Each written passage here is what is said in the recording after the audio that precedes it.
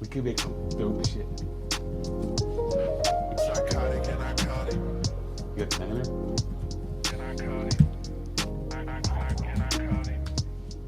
Psychotic and iconic. What's up, guys? Welcome back to episode 103 of Psychotic and Iconic. Paul's here along with my co-hosts Nick Theories, Mikey P, and Philly Phil. Thank you to everybody that's tuned in to the live stream tonight. If you haven't done so already, please go ahead and share it. Thank you to everybody that likes, follows, and subscribes to all of our platforms. If you haven't done so already, please go ahead and do that. Mikey P, let's do it, brother. You guys ready for this shit? I'm ready, bro. I'm ready. I'm ready for fucking fireworks. I'm ready to have a good time. I'm happy right now. I just learned something new to add to my repertoire. It's a fucking rap, bro. Theories is coming unloaded with the clip, bro. So be ready for that. That's for sure. You better believe it. You heard that. I love that energy. Yeah, that's all I'm gonna say. so All right. We have a lot to cover tonight, though. We promised you AFC West and NFC West in the same night. Okay. So this is gonna be some wild ass shit because there's a lot of different opinions in this room about those two divisions. That being said, though, episode 103 of P&I is brought to you by... Oh, excuse me. Let me rewind a second. I wanted to say what was coming up on the next show. On Tuesday, we're doing bold predictions for fantasy, NFC East, and playoff predictions. Playoffs and award predictions. Okay? I had to point that out before I forgot. For some reason, I didn't have it in my notes. That's fucking major, okay? Like, this is the best time of the year. We talk about this shit all year, too, okay? Now, I'm going to go back into it. P&I, powered by Playmaker, is brought to you by Prize Picks, okay? Daily fantasy made easy. We are live right now on the Props Network at propshq.com.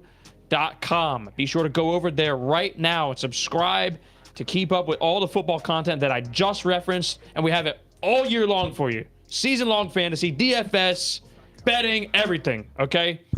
Last but not least, merch. Take a look at these two tonight, because this is like the first time I had to do the wash in a while. This is fantastic fabric. Oh, this is what you get. This is the finest fucking fabric on the block, cuz. So place your orders out. What are we talking about? You know what I mean? You gotta be more enthusiasm. This is Slide fucking in. fantastic Slide fucking in. fabric, cuz. Overnight shipping. Yeah, facts. Courtesy of IPP Pressworks, Cherry Hill, New Jersey. Black and gray, short sleeve and long sleeve tees, hoodies, and tanks. And yes, even customizable mugs. All right, everybody good? I got a couple quick hitters, actually. Feeling fantastic. Fuck it, I have to say it. Donovan Mitchell got traded to the Cavs, and Russell Wilson, my guy, got paid today. He got paid. Need I say more? It's interesting. How do you spell Russell? WINNER. E-L-I-T-E, elite. He's still top 5. He's going to show you again this year, okay? Everybody good? Any other notes? Well, yeah, he's tied to them for the next 7 years, right? So that's pretty much his career. He said he wants to play 10 to 15 more. 10 to 15 more. Come on, like what are we talking I about? don't know. Here? And then he woke up. Then he woke up. Yeah, I mean, after a look, DMT dream. Remember, up till last year, one of the most durable players ever. He's how old? Fair. 32, I'm going to guess. So 10 to 15 I think more he's years. So 34. you think he's going to play till 47? You think Oh, somebody? I don't know about you that. think Maybe a team- 42. You think a team is going to allow him to play till 47? And unless he wins like 5 Super Bowls from now until like his 40s, that ain't happening, bro. And the See? reason why Brady's able to do that because he performs at a high level and he wins. There's a difference. Aaron Rodgers is still playing, though. Right? And I mean, Russell isn't just a drop True. back, sit in the You know? pocket passer. Right. And His legs are part he of the took a game. lot of hits in Seattle too. So Oh, I would beg to differ on Yeah. that one. I mean, think he look, was really good for good him. at managing contact. I mean, He look, doesn't get popped. No, he's No. smart. No. Smart player. Despite having the worst offensive line every year. Anyway, that's Russell Wilson, and we are going to get there shortly. That being said, Philly Phil, you know what to do. fantastic fabric. You damn right. Need the cap. The greatest hashtag on the net. There's no cap around here, Rob. Need them caps. I know what he's saying. Yeah, we do need them hats though. Them Yeah, we hats will do. be coming We soon. do. We do. AFC West. sure to be a banger this season. This is one of the best divisions we've seen in a long time. In a long time. And I hate to say it because last year we were talking about the NFC West being the same way. It kind of delivered, all right? 3 playoff teams. Maybe this will be the first time in NFL history where all 4 teams in the division make the playoffs. Maybe. These are some stacked teams here, okay? So we're going to start with the Kansas City Chiefs because they're the king, all right? 4 straight AFC Championship appearances, 10.5 wins is the projection, and they went 12-5 last year. Initial thoughts with the Kansas City Chiefs. Are you worried? Yes, they traded Tyreek Hill. Yes, I know that's going to come up in a second. No, I'm sure they'll be okay. They're not going to be as explosive as they were last year, obviously. I think that they'll have they're more equipped to handle the loss of Tyreek Hill than the Packers for sure because I mean at least Juju can play. Valdez-Scantling can play a little bit. He does get hurt a lot, but Travis Kelce's still there. CEH is mid, but I mean at least he can give you a little bit, even though it's not much. I think that sounds familiar. I think they'll be okay, but I think that it'll be much different. But Andy Reid has succeeded in the past with mid-wide receivers. Look at Todd Pinkston, James Thrash, and all that. And I would venture to say Patrick Mahomes is better than Donovan McNabb. I'm so down on the Chiefs this year. I can't even explain it to you guys, man. Like, it's crazy. If you want to know where they rank in the entire division, I'll give it to you later down in the show. It might surprise some people, but I don't really give a shit. I'm here. I'm bold. I stand in my own fucking too. I don't give a shit. When you lose a dynamic receiver like Tyreek Hill, like Palante just mentioned, that is so dynamic to your offense because that affects your tight end play, which in Travis Kelce, who's not going to get single coverage anymore against tight ends or anybody. And how do you replace that production? Do you think Juju's going to replace that production? No. Do you think Sky Moore is going to replace that production? No. Do you think MVS is going to replace that production? No. Like, I just don't see it. And I don't like their run game. I don't love it. I have my doubts with CEH. That's why I fade him in fantasy this year. And just overall, like, of course, Mahomes is Mahomes. I get it. This has no knock on him. But if he is that dude, this is the perfect opportunity to say, fuck it, I don't need a Tyreek Hill.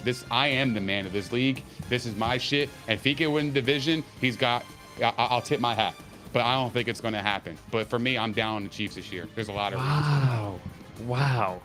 I have to point out something, guys, because I did some research on the Chiefs yesterday, and something really caught me by surprise. I'm going to be honest with you, because everyone's thinking, all right, QB regressed last year, passing game regressed, running game regressed, explosiveness, you just said, regressed, right? And then they're like, oh, they didn't score as much. The offense was average for most of the year. They didn't pick it up till the second half of the season. Am I done going down the list? All right, we've heard all this. It's been said here, not by me. Not by me. No, but it's been said, okay? They had the fewest drives of any team in the NFL last year, meaning fewer opportunities to score points and win games. But, ready for this? First in points scored per drive. First in percentage of drives that score points. First in touchdowns per drive. First in yards per drive. First in plays per drive. First in rate of punts per drive. First in rate of 3 and outs per drive. I just mentioned almost every single important statistic in the game of football, and they were the best. That's because number 10. They were the best offense. That's changing. Without a doubt. I'm sure it will change, but without a how doubt. much? Drastically. A lot, at least bro. 10 spots. At bare minimum, they're dropping. If they're a top 10 offense, then we shouldn't be worried. They're not a top 10 offense. Wow. They're not a top 10 offense. Wow. You need to write this down. They're the fourth. They're the fourth best offense in their division. Are they not? Oh, yeah, his face is crazy. Wow. For you to say that emphatically, I expected that from you because I know how you feel about Tyreek Hill. Are they not the fourth best offense in their division? It's too soon to tell. On paper. I'm saying if you look at it right now, who would you take? The Chiefs or the Broncos? You have a top 5 quarterback and 3 stud wide receivers. I mean, because here's the thing. Broncos. The thing is, they have the best quarterback in the division. Yes. They have the best quarterback in the division. Travis Kelce is not being talked about as if he's a number 1 receiver, which he basically is. Okay? So it's like, okay, the units are kind of equal to me. They're a pass-first offense. I love the Broncos offense. I think they're going to be top 5. I don't think the Chiefs are going to slow down. I think it's going to be a different look. That's what it's going to be. It's going to be a little bit, maybe a little bit less vertical. But, I mean, remember, Patrick Mahomes is going to throw that football deep. And they have guys who can burn. It's going to, like, you know. One thing that does worry me, can they play from behind? Yeah. But no, because my thing is you're not going to be able to score as quickly. I mean, you got to at least be fair there. They're not going to score as quickly or as easily. I don't know yet, because you still have Travis Kelce there. Bro, he's a tight end. And I like Sky Moore a lot. You know? I don't know. He's a tight end, bro. He's a tight end who has 1,100 yards a year. But he doesn't stretch the field. 80-something catches. He doesn't stretch the field. Now, remember, last year, when I just mentioned all these stats, right? And the reason they actually became a working offense again, because in the first half of the year, they were a little, we were worried. Defense was picking them up. All right? Remember this? They figured it out eventually. They figured out how to go in a shorter passing game. They figured out how to sustain longer drives. It took them half a season. But they showed they could do it. That's the point. And that's the reason why they got back to playing at a high level last year. Because they looked like they were in trouble last year. And they figured it out because they are talented, they are very well coached, and they have arguably the best player in football. Look, that's why I'm saying. I get it. Look, until proven otherwise, this program, you could say, is the best program in football. 4 straight title games, no sign of slowing down. I haven't seen it yet. Until then, they're the king. To be the man, you got to beat the man. We say it all the time here. And I mean, listen. This is with half a season, the offense playing like dirt. And I just said these stats. This is the most important statistics in the game of football. But my question is the last time we saw the Chiefs, they fell to the Bengals. But the Bengals beat the man. They also beat themselves in that game, too. Let's not forget it. No, I don't want to hear that. They did, though. No, that was a defensive masterclass in the second half. Holding Tyreek Hill to no. Yeah, but what did we say about Mahomes? Right. We said he blew it, and I said it, too. He did. The Chiefs blew that game. So more so, and credit to the Bengals, Tyreek but more so, the Chiefs blew that game. That's a game that you have to win. I agree. I absolutely agree. That's his we first, said it here. That's his first blunder of his career. Patrick Mahomes. I don't know about that. He got waxed in the Super Bowl. It was his first time there, though. But No. His second time there. Maybe when he lost to the Bengals. When he lost to the Bucs was the second time. He beat the Niners. Yeah, well, that's a whole different story. That Bucs team was clearly better at the time of the season. My thing is, though, is like when I see it, I'm just like, okay, Tyreek Hill had no catches. So they took Tyreek Hill out of the game, and Patrick Mahomes got stabilized. And that has to be some type of concern. I see what you're saying. I think they played a bad half of football. No, what he's saying is that this is what Pauls is saying. What he's saying is, okay, they took away Tyreek Hill. Now you don't even have that ability to take away that kind of wide receiver. So now they're going to shift their focus to the tight end. You take away Travis Kelce, who you got? I'm saying, okay, MVS is on the outside. Go ahead, cuz. But that's the I thing, ain't is fucking like, scared of you. The way you guys talk about receivers in this league, there's not so many teams that have the units that you're talking about. Like, shutting down one guy is fine, but they have a good rest. The rest of their core is good. It's deeper this year. It's mid. The AFC is a problem. I'm just saying, like, not every team has 2 elite receivers on their team. Like, yeah, okay, draw up a plan and shut down Travis Kelce. He's still going to get his bread anyway, because he does. But go ahead and draw it up. You double him up, someone else is going to be freed up. That's how it works. Like I said, I'll take my every chances. single team doesn't have 2 elite receivers like the Eagles or the Chargers or, it doesn't work out like that. But the Chiefs they've been doing this for a long time. They were doing it before Tyreek Hill was even in the league. Look, I get it, man. They were doing it before Mahomes was here. I get it, bro. But like their wide receivers aren't scary. It's a good group, though. It's not a bad group. I don't mind their group. It's an above average group, and it's another situation where we're looking at a rookie to take over and is a question mark. But this is a rookie, unlike the Packers. Sky Moore. Oh, I'm sorry. But this is a rookie, unlike the Packers. This is a higher talent than any of the receivers the Packers got in the draft. This is a guy that's expected to be ready right away. Okay. And it's a perfect fit in this offense. He is. Okay, so wait. That's why I'm saying, like, there's a little bit more upside here, less question marks, and they already have proven talent as well. Because Juju Smith-Schuster, the last time you had a good quarterback, he was a good player. And I don't like Juju. You guys know that. I am not a Juju guy. But the last time that Ben Roethlisberger was good, Juju was very good. And showing some wow, you know? Well, AB was the drop-off's been pretty significant. I don't. But I'm just saying. I don't know why. But. All accounts are that he's having a good camp, good preseason. I love him for fantasy. And I don't like him. Yeah, I know. I'm the same. I always thought he was number 2. I thought he was corny too. He's definitely corny. I am disconnected. This is the disconnect between me and the rest. I don't see any proof of this wide receiver group being above average or any type of good. Okay, you got Juju Smith-Schuster. He hasn't been good since like 2019, before COVID even started. Sky Moore's a rookie, and Marquez Valdes-Scantling just came from Green Bay, and if he was that good, they would have kept him. He got paid a lot of money, though, Nick. He got paid a lot of money, and they were cash-strapped, the Packers. Okay. They would have loved to have kept him.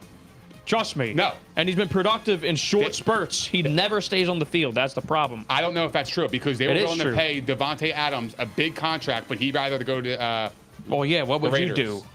If I'm going to clear cap space, yeah, I'd rather clear it for Devontae Adams, I personally. totally get it. But look, if Marquez Valdes-Scantling was good or above average, and they had any thought of Devontae Adams leaving that team, they would have found every single way to find to keep him.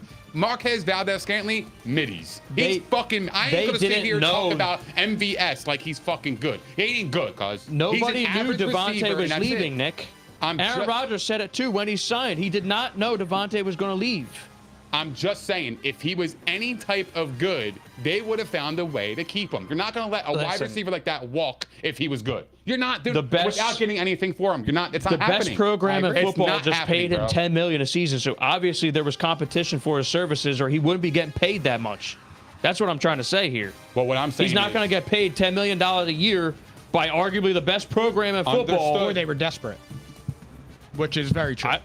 The Chiefs were desperate for Marquez Valdes-Scantling? For a wide receiver. Or you just said he was part of an above average I think it's a good group. Yeah, I'm just saying there's a purpose for the guy. Obviously, in short spurts, he showed he could play a little bit, but they're obviously going to count on him a little bit more if you're paying him that money. I'm just not sold. I'm not either. I'm trying to raise the case of why these things happen. And also, Travis Kelce needs to, like, I know he's a tight end, but he needs to be treated as if he's the wide receiver one of this offense. You're asking one of these guys in that large, deep group that we're talking about there to step up and be the number 2 option in this offense. You're not asking to be a number 1 like the Packers. Travis Kelce's that guy. That's who he's been. He's a Hall of Fame tight end. No sign of slowing down yet. You're asking him that, like, that's the thing, is like he has to be talked about as if he is in that receiving group, because that's what he does. He's going to catch 90 passes, 100 passes maybe this year. Probably more than that. 1,200 yards. And he's going to have double-digit touchdowns. That has to count as part of the group. He's not a wide receiver by trade. I get that. But you're asking one of these guys to step up and be a number 2. That's not asking too much. But what I'm saying, the dynamic is going to change. Of course it is. The game plan is going to be different. The way you attack is going to be different. Tyreek Hill's presence impacts Travis Kelce and vice versa. When you take away Hill off that field, teams are going to be keen on Travis Kelce, and they're going to be playing man-to-man against every single wide receiver. What? They've been keying on Travis Kelce and Tyreek Hill for years. But you can't both of them get doubled. You can't key on both of them. Because they don't worry about that run game over there. But you can't. There you go. But they've been doubling these guys. Travis Kelce gets double all the time. You just said it. You don't worry about that. You don't worry about that. Yeah, but this is going to be a different type of double team now, bro. He ain't going to be double team. He's going to be double team a lot more than he was late. Right, so you got to attack differently and assume that one of these guys will step up as a second option. They're not going to be Tyreek Hill. Exactly what you said. To ask them to do that is very possible. But I don't make assumptions up here. I go based on the bottom line eye test and what I see in these players. These players ain't replacing the Tyreek Hill, and that's the bottom line. But you don't have an eye test on Sky Moore. And you also, he's a rookie. You don't have an eye test on what MVS can do with more work. Is Sky Moore going to be a Jamar Chase? I don't know. Come on, man. Likely not. There you go. Likely not, but he is a perfect fit for this offense. Fair. He's a route running machine. We're going to see, man. I don't know. Division, by the way. I don't give a fuck. We're going to get to there. Yeah, you heard me. I'm that serious. Just say. I mean, the thing that's not even being talked about here, we're talking about offense, but their defense has improved a lot this offseason, They too. lost their leader. Yep. That's lost a their problem. leader. So That's a with problem. you, bro. That's It's a problem. So But with you, bro. they replaced him with one of the best safeties in the league. I He's know, probably a but- better player at this stage. He may be, but it was when the Eagles lost Malcolm Jenkins. It was means a something. problem. But then again, though, this defense was talent strapped for a while. Yeah. And they go and they draft 2 first-rounders. You get Trent McDuffie at corner, and you get George Karlaftis. Hey, look, if their And- defense doesn't play like they did the second half of last season, they're in a lot of trouble. A lot of trouble. That defense needs to perform and keep games. The Chiefs aren't going to score 30 as easily as they did in the last 5 years. They're just not. The thing is with this defense is they actually weren't even that good. I think the thing that They played all right last year. no they were back actually half. one of the better units on the Chiefs. It was the first half actually. I was keeping them alive. I thought they played good on the back half. No, the Chiefs' offense got better on the back half. They did. But I'm saying I had it the backwards. thing that the Chiefs did well last year, that matched everything, is they were good in red zone defense and third down defense. That has to repeat. But now, their overall defensive efficiency was 24th in the league. They were 22nd against the pass in a division where you're going to be thrown on a lot. So they did upgrade where they needed to upgrade, though, on the defensive end. They did. They I'm added excited. a lot here. So, they were able to spend that money that was going to be allocated for Tyreek Hill, and yeah, they would have kept him. He wanted that money. Everyone saw the money he got. He wanted that QB type of money. Sure. Can you blame him?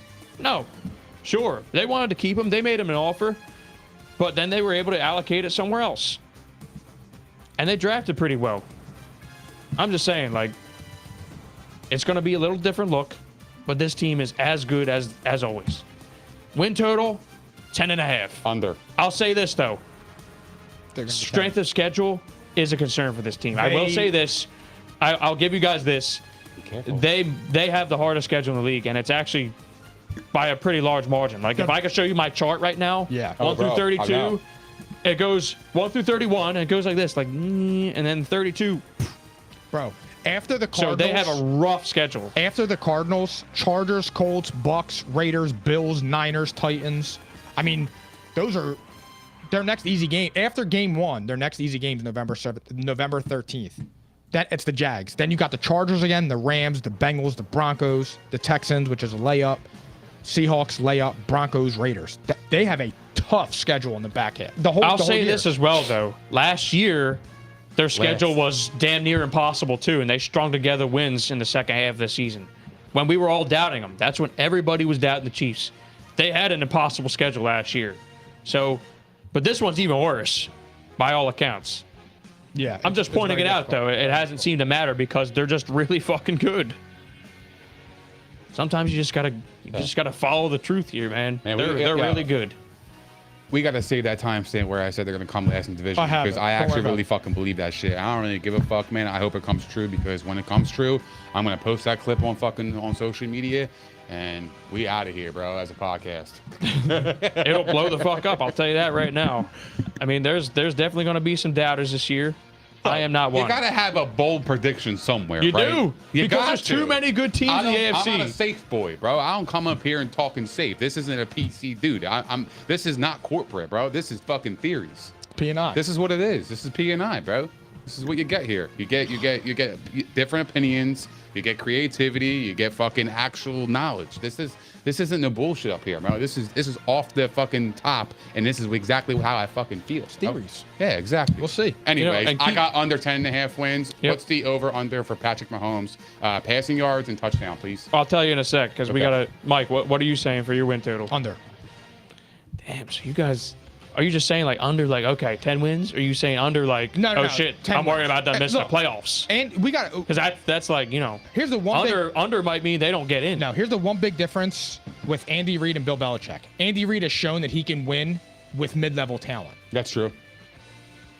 Andy, Bill Belichick can too. He's had some pretty dog shit wide receivers. I mean, yeah, he had Brady. I Yeah, get Brady. it. I get it. I get it. he hasn't He won still anything won. with him without him. That's what I'm talking about. Also, It's short term though, bro. This was the second best graded offensive line in football last year too. That was their issue when they got blown the fuck out by the Bucks and they went out and they assembled one of the best offensive They got lines in Joe football. Tooney and I have him at Kareem 10, Humphrey. I have him at 10-7. I don't see. I don't. Are they getting in the playoffs though, or do you want to hold that note? We'll see. Come visit on Tuesday. But I would like. I'll let you off the hook for that. Look. I have to look. I mean, you can even tell us at the end of the show. I haven't done it yet. Hey, I haven't looked. But I mean, I'm not going to sit here. I mean, we'll talk about that. We'll talk about it. I'm deeply concerned, man. About what? Both of you. No, I'm I love actually- you to death. No. You're This- deeply this- concerned about us, but I'm deeply concerned about the Chiefs. We ain't the same.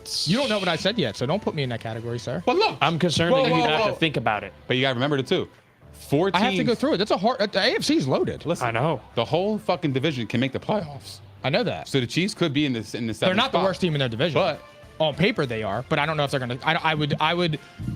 Would you say they're more likely to win the Super Bowl or miss the playoffs? Super Bowl until proven otherwise. I would say them. I would say they're more likely to miss Yes. the They're playoffs. a well-oiled machine, bro. They ain't winning We're the talking Super Bowl. about. Listen. I hear you. Tyreek Hill is fucking amazing, but we're talking about one player on a 53-man roster, and you're gonna say suddenly now they're not in the elites. Where else did they get worse this season? Let me ask you a question. Besides losing the leadership of Tyrann Mathieu, where else did they get worse this year? In 2004, That's what I need help with here. In 2004, which player joined the Eagles and threw them over the top? And Terrell what's his- Owens. Thank you. What's his But position? was that not the most toxic situation the year after that you've ever seen? No. That's not. defeats the purpose. That's irrelevant. I'm Yeah, saying it is. It's not, because that team was loaded and they were fine right after that. They needed to get rid of T.O. It Yeah, was a they weren't toxic fine after that. I know what he's talking They about. didn't make Not too another long. Not championship too game long. until 09 or 10. Super Bowl. I'm just saying, like, the team was very good. Terrell Owens, that whole situation was toxic. They were. Mind you, you and I were just talking about how Tyreek Hill is kind of like a head case right now, right? He's showing Antonio Brown signs. I'd rather be a year early than a year late any day of the week. I would beg to differ on that, but that's just me. And I would have 'Cause I rather him guarantee stayed in you, Kansas City, Robert and they Kraft- would have too. They made him an offer. Robert Kraft and Bill Belichick look like the two of the stupidest motherfuckers to ever walk the NFL planet. You want to know why? Because they let their quarterback walk. You just a year early. No, I'm talking about Tyreek Hill and him being a head case. And I'm saying this. He's Tyreek Tom Antonio Brady is a quarterback. It's different when you're talking about the quarterback position. And the one thing they have right now still They have the is stability. this quarterback. I agree. We're talking Tyreek Hill. I don't know where else they got worse. They got better everywhere else. I know, but Tyreek That Hill matters, is a though. but Tyreek Hill is a big portion of your offense. A team He is not is. willing to give him 4 years, $120 million if he doesn't have the impact that he has on the team. I just want That's you guys the to, bottom I line. want you to do one thing here. He's getting Look $30 million around. a year, bro. If I he, know. If he wasn't getting if he didn't make that impact like he does on the football field, he ain't getting $120 million Is for that 4 years. contract conducive to success in this league, though? Because we've not seen it. All these these receivers you're seeing right here that just got paid, these contracts, they were on lower deals, and that's when the team capitalized. That's when they won championships. Generally speaking, you're not seeing it happen. He's getting quarterback money. I think it's ridiculous. Okay, that's- but like Shot out. It's not conducive. Like, would I have loved to seen him stay there? Of course. Like, yeah, it was a beautiful scene. That offense was one of the best you could ever watch. They were different. so you know? you don't think it drops them a peg, a couple A couple pegs, down? yeah, but you guys said 10 pegs. Like, instantly, I'm like, how? Sure. They got arguably the best player in football leading their franchise, with arguably the best coach in football leading their franchise, and it's one of the best schemes in football. And this has been arguably the best offense in football for a number of years now. It doesn't suddenly just like, look, all I encourage you to do is this. I'm not saying you're wrong, because I could be dead wrong. My man's And you write this shit down. I'm just He's saying. over here encouraging us. I'm just saying. Listen, crazy. look at the best programs in football, and look at why they are consistently always fucking there. Always. The Packers, the Chiefs, the Steelers prior to this year. Those teams. The Buccaneers now, the Patriots, long time. Well, Patriots Why? and Packers were always They two of turn the over worst players divisions ever. all the time. And they also had two of the worst. And you divisions saw Tom Brady have success with lesser receivers. You've seen it. You've seen it. I believe Mahomes is that dude. So if I believe that, then yeah, I'm not going to say that I'm not going to say he's going to decline suddenly. He's going to have to do it a little differently, but they showed that they could do it, and that's how they got their season back on track last year, because they were in big trouble earlier on, and we were all worried about them. Everybody. They look like shit. They were out of sync. The scheme wasn't working. They looked off, and they looked like their vertical game was shot. First time you ever could see that happening. And it was a The Bucs had a recipe that figured them out a little bit the year before. They adjusted, though. They became dominant again. All right? All right. Mahomes, over-under passing yards of 46.50.5. Over. I say over. Under. 34.5 touchdowns. I say over. Over. Their run game blows. I'll say over on touchdowns, but I got under passing yards. All right. And I think that's pretty much it. Like, I don't think there's any other lines we need to pay attention to. He's plus 800 at MVP. Obviously, always interesting. Why not? You could always throw something down, because you know what? Like you guys are saying, if it is really that impactful, he's losing a guy like this, and he goes out and has the same old kind of Mahomes season, he's going to be right at the forefront. He has the narrative.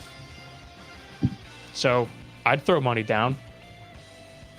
I'm not going to waste my money on that. I'm actually going to go into the next player we're going to talk about, and that's Mr. Derek Carr. So let's talk about Las Vegas Raiders. The Raiders. Yeah. And they made some moves too this season. Mm-hmm. Okay. 8.5 win total. 10-7 record last year. Change of head coach, though. Josh McDaniels, second shot. All right. They bring in Chandler Jones. Obviously, Devontae Adams. Massive trade. Arguably the biggest move of the whole offseason. They trade a ton for him. They pay the man.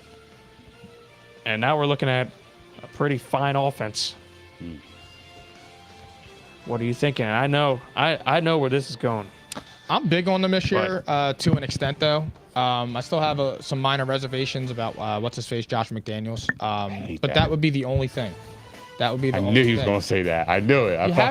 I do it. You have to. Because we argued about that a couple of times on this show. And you have to. That could be the difference in this division. Absolutely. Coaching. If he learned his lesson. All these teams are talented. If he learned his lesson like Pete Carroll, and he comes out there and he takes the lessons that he messed up in Denver, and he comes here and he puts it all together, they will be a very good team. They're already going to be formidable from talent alone.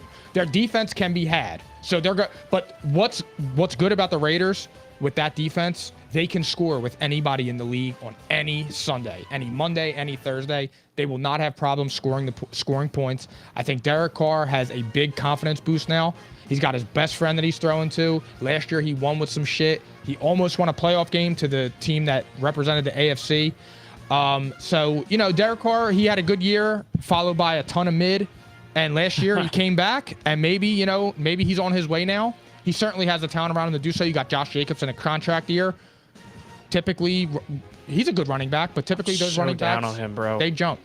So down on him. I like Josh Jacobs as a runner. I just think he gets those annoying, nagging injuries. Can I just say this right off the rip about fantasy? Josh Jacobs, I'm not touching with a fucking 10-meter pole. Pause. Explain. I not only believe that this coaching staff does not like him, I think they know that he's on the way out, and I think they really like Zamir White. And I guess a week ago, up until the Raiders beat reporter, I forget his name, I just saw it, was talking about how they literally just love this kid, Zamir White, and he's going to play early and often. It's going to be more like a 50-50 timeshare right off the rip. Right off the rip, and this kid hasn't played a down in the NFL yet. That scares the living hell out of me for Josh Jacobs. Despite the fact, the one thing that he always had going for him was volume. And there's potentially a concern there. Let me tell you sorry. Otherwise, why else you going in? He always gets hurt and he's always inefficient. I just thought of this too. But this doesn't bode well for Josh Jacobs in a contract. I just thought of this. Mm-hmm. Josh Daniels come from an offense that does what with their running backs? They use 800 of them. Yeah, Josh McDaniels. That's a Josh McDaniels offense, and that just hit me. And Amir Abdullah is going to play, by the way. I know he is. And he's going to have that James White rule. I was going to say that. Amir Abdullah, White, Zamir. Yeah, Zamir White. Zamir White, and Josh rookie. Jacobs. I just thought of that. That doesn't bode well for Josh Jacobs and his money. And that's, that's. I'm And a you're little right, nervous because there. Josh Jacobs is like a Leonard Fournette Jr. in terms of he needs the carries. He needs the touches to get the yards and the touchdowns. Like he's not a 5-yard a carry guy. Yeah. He's just not. And their offensive line is a major concern right now. Like, they're Well, going to they have to just- be throwing the football. They just cut their first-round pick from last year, Leatherwood. Yeah. Who's the offensive lineman? I mean, like when you make an offensive lineman pick in the first round, you got to hit that home run, bro. Like That was a supposed to be reach stable And don't get time, twisted, too. they will throw the ball. Like They're crazy. going to be throwing a ton. Yeah, So, absolutely. like, you can hammer the Derek Carr line. I'll just throw it to you now. I'm going to throw you a bone, all right? Derek Carr passing yards is at 4,400 and a half, and I think he's Over. I think there's a real chance he throws for 5,000 yards this year. I would say it's more likely that he throws for over 5 than he does for under 44. And the one Fucking thing earth. about McDaniels, similarly to Tom Brady, Oh fuck! they're going to get the ball out of his hands quickly. They're going to get the ball out. Devontae Adams separates quickly. They can be lethal if Josh McDaniels learned from his He just mistakes. has to be a leader. We know he's an Yes. offensive mastermind. Yes. We already know this. Yes, He's got a great scheme. It works. It's proven. it works. And when you have a good quarterback, it works even better. He's not Tom Brady, but he's good. He's a good quarterback. All right? Fun fact. Go ahead. My girlfriend, she placed a future bet on the Raiders to win the Super Bowl, and you know where she got that from? Theories, baby. Yeah, I want you to show off that ticket at some point. The ticket has 8.5 wins, over 8.5 wins for the Raiders. And I believe in this team. Again, man, like when you can add a dynamic receiver like Devontae Adams to your roster, along with a dynamic top 5 tight end in Darren Waller, and having Hunter Renfrow there, who was a Pro Bowl wide receiver last year, catching 80% of his targets. Super underrated. I mean, he is absolutely ridiculous. He had 1,000 yards last year, 9 touchdowns, 128 targets, 103 catches, Hunter Renfrow. And this is your second wide receiver putting up these kind of numbers. This isn't a wide receiver like a fucking Juju Smith-Schuster. He's better than all these guys, bro. This guy he's an elite wide receiver, and he's young. He's only getting better, and he's only going to benefit from Devontae Adams, because Devontae Adams is going to get a lot of the attention, and Hunter Renfrow is going to be cooking against the second and third cornerback. It's going to be really scary. He's in an excellent situation for himself to make a lot of money too. Yes. A lot of money. I'm also starting to think that Darren Waller's injury this whole offseason was just him wanting a contract. wants a contract. I'm starting to think that Well, he that's all switched it was. agents. You know, He I was a little nervous initially, but like this guy's still a freak of nature. So this guy should be feasting too. I mean, this guy was a matchup nightmare before Devontae Adams, and Hunter Renfrow emerged. You know, Do you have any concerns about him for fantasy this year? Waller? Yeah.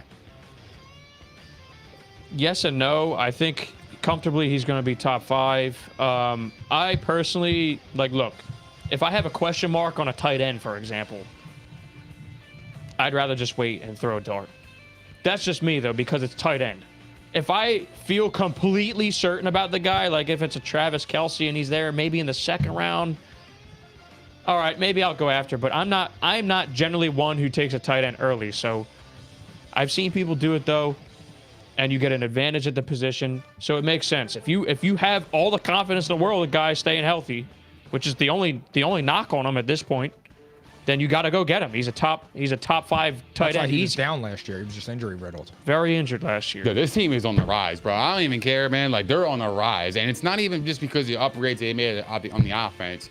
It's the fact that they made an upgrade at the defensive end position that is so crucial in a division like this. It's underrated. When you have quarterbacks like Russell Wilson, you got Patrick Mahomes and Justin Herbert that you're going to see 6 times a year. That is so crucial. To pair Max Crosby with Chandler Jones, that is going to cause a lot of havoc and put a lot of pressure on them, which is going to try to cause a lot of turnovers for those teams.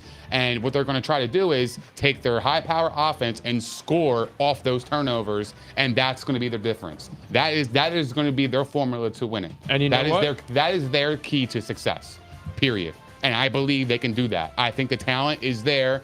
And, okay, I understand your concerns about Josh McDaniels, but I also feel like his offensive mind is going to get them in the right place, and I like this team. This team is loaded. I love this team this year. They are being slept on. Nobody's talking about them. And it's all because Russell Wilson went to the Broncos. That's a bombshell. You still had the Chiefs. The Chiefs are the king, like Palante said. And you also have the Chargers, who made a lot of moves in the offseason as well. So the Raiders are kind of waiting in the weeds. It's weird. And not only that, they are the only team in this division that are projected 8.5 wins. They are the lowest total win total for the season in accordance to Vegas. And They just don't believe in Carr. but guess what? I don't Where know do about they that. play? Whoa. Vegas makes these lines, right? Where do they play? Vegas. There you go. Overs. It's interesting. I mean, it's interesting. And you're right. The recipe on the defensive side of the ball has to be forcing turnovers because their back end is fucking horrible. That's arguably the worst secondary in football. Their linemen, They get thrown all over. And that's my biggest concern with them is like they're going to have to score a ton. And their offensive line is horrible. Major concern. I'm not sure about McDaniels. I don't worry about the scheme. But their schedule, too, is really difficult. Their schedule's really difficult. They have a playoff schedule. They have the third hardest schedule in the league. And they're in a division where teams are going to throw the football a ton. So, like, I think they'll get to the quarterback, but, like, is it enough to offset that secondary? I know the offense is going to score points. It's just a shame. It's the AFC. The AFC is loaded with substantial talent. And this team, like, it reminds me, I said it yesterday, it reminds me a lot of the Vikings. They're going to score a ton of points, but they're going to give up a lot of points, too.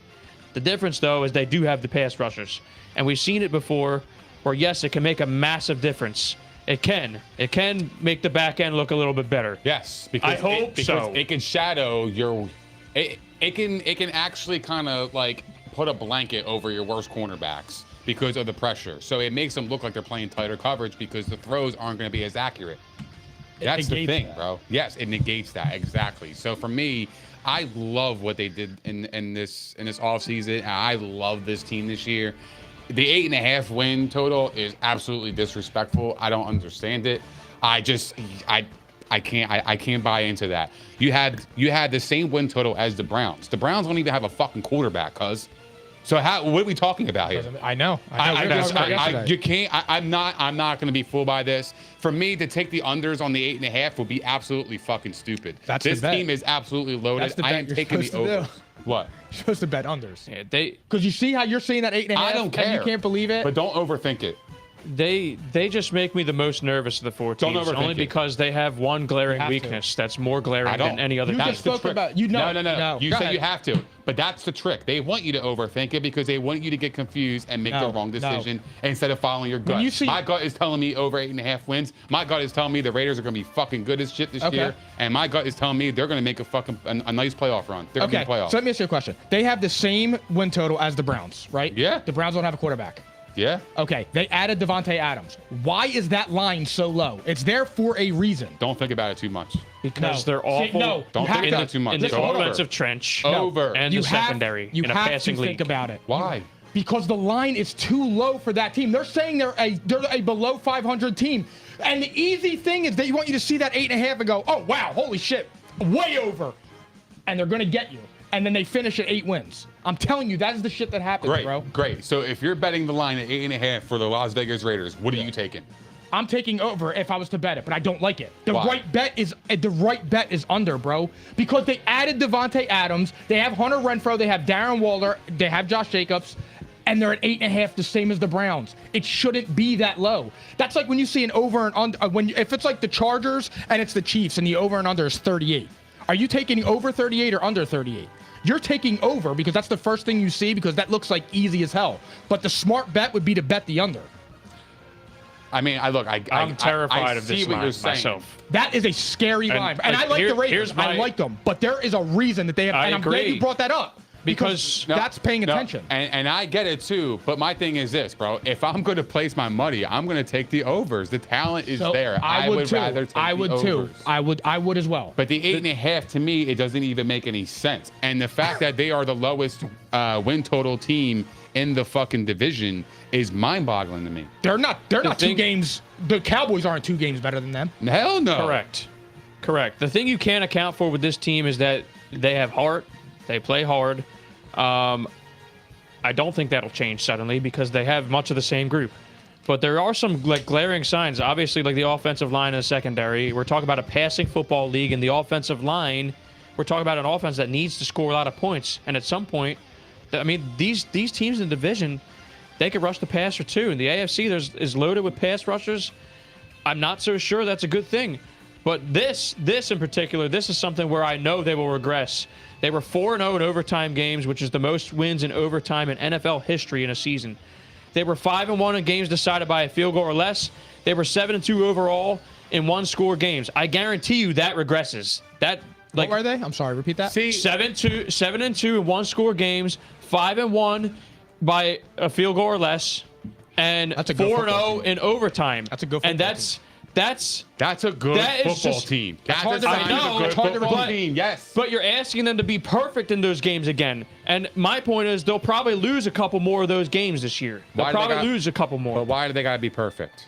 Because that's basically perfect right there. But why? You're asking them to have extreme luck in their advantage again, in their court. So is it in a loaded AFC Is West. it luck or is it due to the team? It's they a are a very mixture of good, both resilient because they were team. also 7th in fumble luck last year.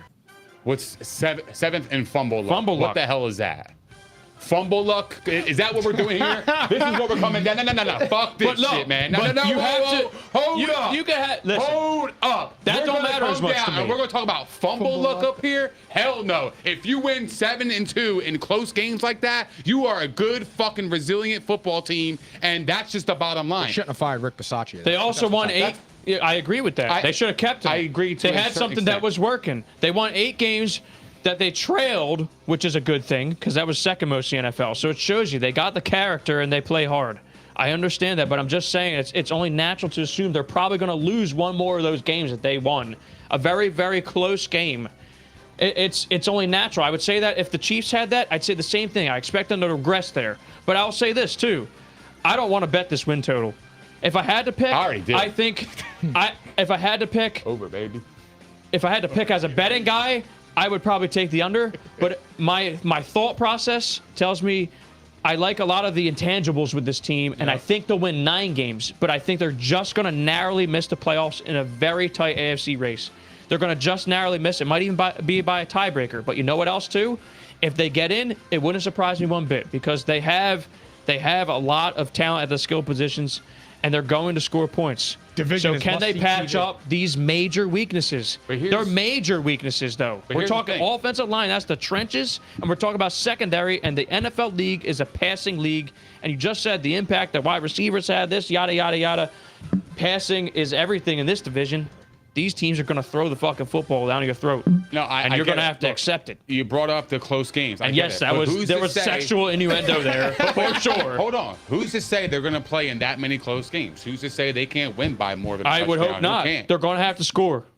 But they're going to give up a lot of points. Everybody's got to score. They're going to Sure. give up a lot of points, though, meaning they probably will be in a lot of close games. That's an I assumption. expect them to What if lose the another defense one or got better? two. What if the players that they have on their roster got better in the offseason? It's possible. That's what I'm saying. But I'm saying likelihood. Likelihood. Look, The man, secondary is garbage. I don't get it. The team went Rocky 10-7 Sin, last year. They went who 10-7 Temple, last Temple year. made Temple proud, was benched several times on the Colts. Jonathan Abrams been a bust. Who is this? They need Namdi Asamoah. Morig? I don't even know his first Well, no, name. Jonathan Abrams, Who he's is been this? hurt. Travis Mullen? I don't even know who the fuck that is. That's their secondary They need in a Asamoah. passing league. Asamoah, I mean, shit. He was some dog shit. Yeah, but he might even be better than this dog shit.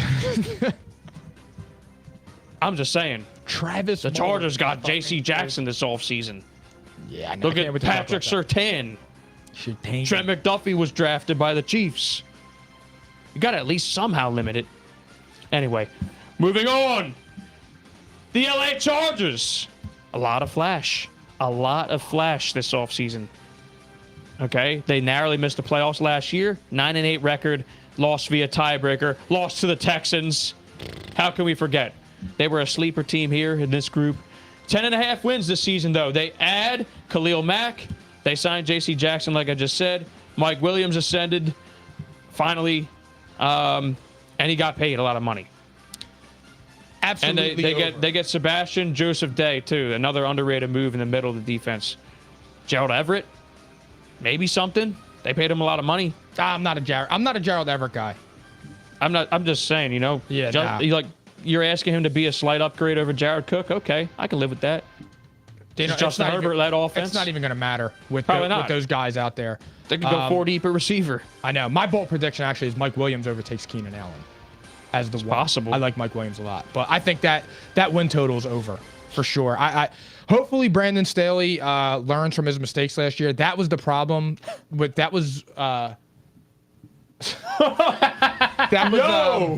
That was. How did we miss that? That was that tripped us up, Rob. We see you. That was my issue with them last year. I thought the coach was a bonehead, and I said that they should have fired him after the season because of the mental breakdowns that he had that cost them wins. But I think the Chargers had the best offseason of any team in the NFL, maybe with the exception if you want to add in the Broncos because they got the best available quarterback. But the Chargers are going to be loaded.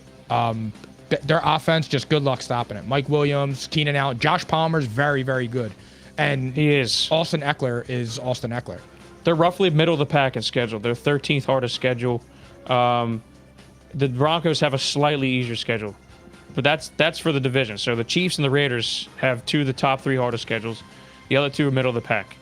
Yeah, I'm big on the Chargers. Which might matter in this because they got to play against each other too. I'm big on the Chargers this year. Yeah, I think that they break through this year. I'm going to say over. I had them as my sleeper playoff team last year, and they totally let me down. What was their win total? They're 10.5. Over. And I say they're going to be over. I think that they'll just get 11, probably. I got them. But I just think at this point, like you guys already know how I feel about Justin Herbert. I use the E word. I think he's an elite quarterback. I think he's a top 5 quarterback. I think he's going to prove it this year. I don't know how far they'll go in the playoffs, but they have all the pieces that you need. They have one of the best offensive lines in football. They have some of the best skill talent in football. And they have the pass rush that we just talked about, but they also have the secondary. Who's the left Asante guard? Samuel Jr. Who's the left guard they at? I wanted the Eagles again. J.C. Jackson, Derwin James. Hope he's healthy. Yeah. He's fucking fantastic. He's actually arguably the biggest difference maker on this whole team. If he stays healthy. Asante can we keep the the same fucking energy for this team too? What? Can we? Because what we're was automatically saying, oh, it's going to be over. So guarantee over 10.5. But when it came to the Raiders to be over 8.5, it was like, I'm going to fade it. I don't know. I don't know if I'm going to because look but what why? I just said. If it's so fucking easy, then damn. I mean, to me, better it looks so quarterback, easy, right? Better quarterback, top 5 offensive line, and a way better defense.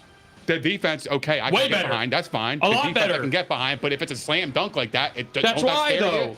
They have a top 5 roster in the league. Scare you? No. Why? Because 10.5 is respectable. 8.5 is disrespectful. 8.5 with a team who just acquired Devontae Adams, Yes. who has Hunter Renfrow, who has a top 5 tight end, who has Derek Carr. So why are they so low? So why are they so low? Explain it. I don't know. Exactly, because there's something there. I think 10.5 for a team for the Chargers is fucking low. They should be 11.5. Bro, that with a team like this, that a division great is defense, difficult. a top defense, Yes. a better quarterback, Yes. Austin Eckler, Yes. Keenan Allen, Mike Yes. Williams, all these fucking cool gadgets. Who has at the highest win 10.5? total? Who has the highest win total? in I the don't NFL? believe this, man. This is crazy. The highest in the NFL? We're disconnected. I don't think you're understanding it. I don't think you're understanding what I am saying. I don't know what the fuck you're saying. What I'm saying is, you don't think 10.5 wins out of 17 games for this team is too low. No, because last year they didn't make the playoffs. But the Raiders made the playoffs last year at 10-7, and they're 8-5, and they acquired Devontae Adams. You're proving my fucking point. No, I am not. You're proving my point by saying that Herbert, Eckler, Keenan Allen, Mike Williams, getting Khalil Mack, signing J.C. Jackson to a team that won 9 games last year. They acquired all these players, and they signed Derwin James at 10.5 wins. You're not telling me that's too fucking low? No, You're crazy. it's not. They didn't make the playoffs, Let's bro. move. They didn't make the playoffs. Let's move on, man. Let's move on, bro. I'm good. I don't know why you're freaking out. I don't think you understand what's going on. I don't here. think you understand what I'm saying. I don't. I just told you for the 3rd time. I don't know what you're arguing. The game What is I'm won in the arguing trenches. is- They this is what have I'm arguing. arguably the worst You are offensive line in saying it's football. a disrespectful line for the Raiders to be 8.5. Yes. Which I agree with you. I am also saying this is a disrespectful line to the Chargers at Okay. 10.5 wins. That's fair, So and why I'm is betting it over. automatically and assume, oh, okay, it's over? You didn't have to sit there and think about, hey, man, wait, that's kind of low. You don't think Because- they can go No, under? because they With have a way better defense, and I like Justin Herbert more than And they Derek have a Carr. way better offensive line, too. And their running back And is better. they run the football, too. A major So, I thing don't- in getting the You think playoffs. Austin Eckler's one of the best running backs in the NFL? PPR? Absolutely. He's fucking Exactly. But he's fantastic. also an underrated runner, too. So- I don't and they disagree with that. run the That's why hell I would out take of- him over CMC, and I'll say it with my chest. I know, but that's the thing is that's a recipe to get to the playoffs and win in the playoffs. You have to be able to establish a running game, and the Raiders can't do that. Why can't they? Because They their have Josh offensive Jacobs. line is ass. But and they're going to need to be throwing to keep up in games. I don't understand this. I don't understand. He's been so ass to the point that he's got 1,000 yards. That's not an ass. That's not an ass That's player. an expectation. That's not an ass player, cuz. He should be a 1,000-yard that's rusher. not- He's a first-round running But back. that's not a booty player. That's what I'm saying. He didn't even get. Listen, he's going into his 5th year, and he didn't get a contract. Running backs don't really. Normally they don't. They don't. He's a first-round running back, though. He had And he can't stay on the 872 field. yards last year and 9 touchdowns, and we're going to sit up here and we're going to call him mediocre? He's inefficient. He's not mediocre, bro. I think Josh Jacobs is good, so I never said I think that. he's a just good wanna clarify. And I player. didn't say he's mediocre, but the team as a whole can't run the football. They don't want to run the football. They've My- shown that. my thing they don't is- like to run the football. My thing is going back on this. When I see 10.5, I think that when they won 9 games last year. And again, now you could be taking into account the head coach. All that stuff plays a part. And So true. This is fun. you have the head coach question mark because you don't know if he's going to make those dumb decisions again. You also have the 5 games in the division, or the 6 games in the division, are all very difficult. So if you split those and you win 3 of them, you now have your 14 rest of your games. Do you think you can do that? With that Raiders line, they're telling you they believe the Raiders are the worst team in the division. That's what they And are I telling believe you it too. on paper. And I'm not saying that I agree or disagree. We haven't got there yet. But what I'm saying is, again, the Cleveland Browns and all that. When you see that, there is a fucking reason that looks like a slam dunk for Right, over. because I'm this- just like 10.5. I'm not saying it's a slam dunk. I just like the over because I believe that the Chargers, as a whole unit, you could Facts. argue that they are a top 4 team in the NFL. Can I just And if summarize you this? could argue Can I they're a summarize top- it? Hold on, time out. If you could been argue they holding my are a breath. top 4 team in the NFL, I'm sorry. If you think they are a Prozac, you watching tonight? look, here's my thing. If you think they are a top 4 NFL team, right? 10.5 is way too low. The top teams get 13, 14 wins. That's my point. Yeah, but Vegas rarely so you goes don't- to that's- 11 and a half. Me. Yeah, and That's not Vegas. I actually agree with you. but guys. 10 and Vegas 7 is a rarely very goes good to 11 and a half. You don't see many teams that That's get what I said. 11 and a Who's the half win highest? total. Who's the highest win total? I think 11 and a half is the highest win Is it the total. and It might Packers? be the Bucks. The Packers? They're 11.5. Or they're 11. Yeah, they were 11. I think 11 and a half is the highest win total. You know If how not, I it might be. feel? It might be. There's no way. I don't think there is another one at 12. This is how I view 10 and 7. You were 9 and 7, and you won an extra game. There you go. That's what mediocre. and here's the I other don't thing. think this team is 10 and 7. This team is a 13-team win. So 10.5 to me is a little disrespectful compared to this roster, and that's my point. I don't understand it. I don't get it. I'm just gonna say this. Now you get me?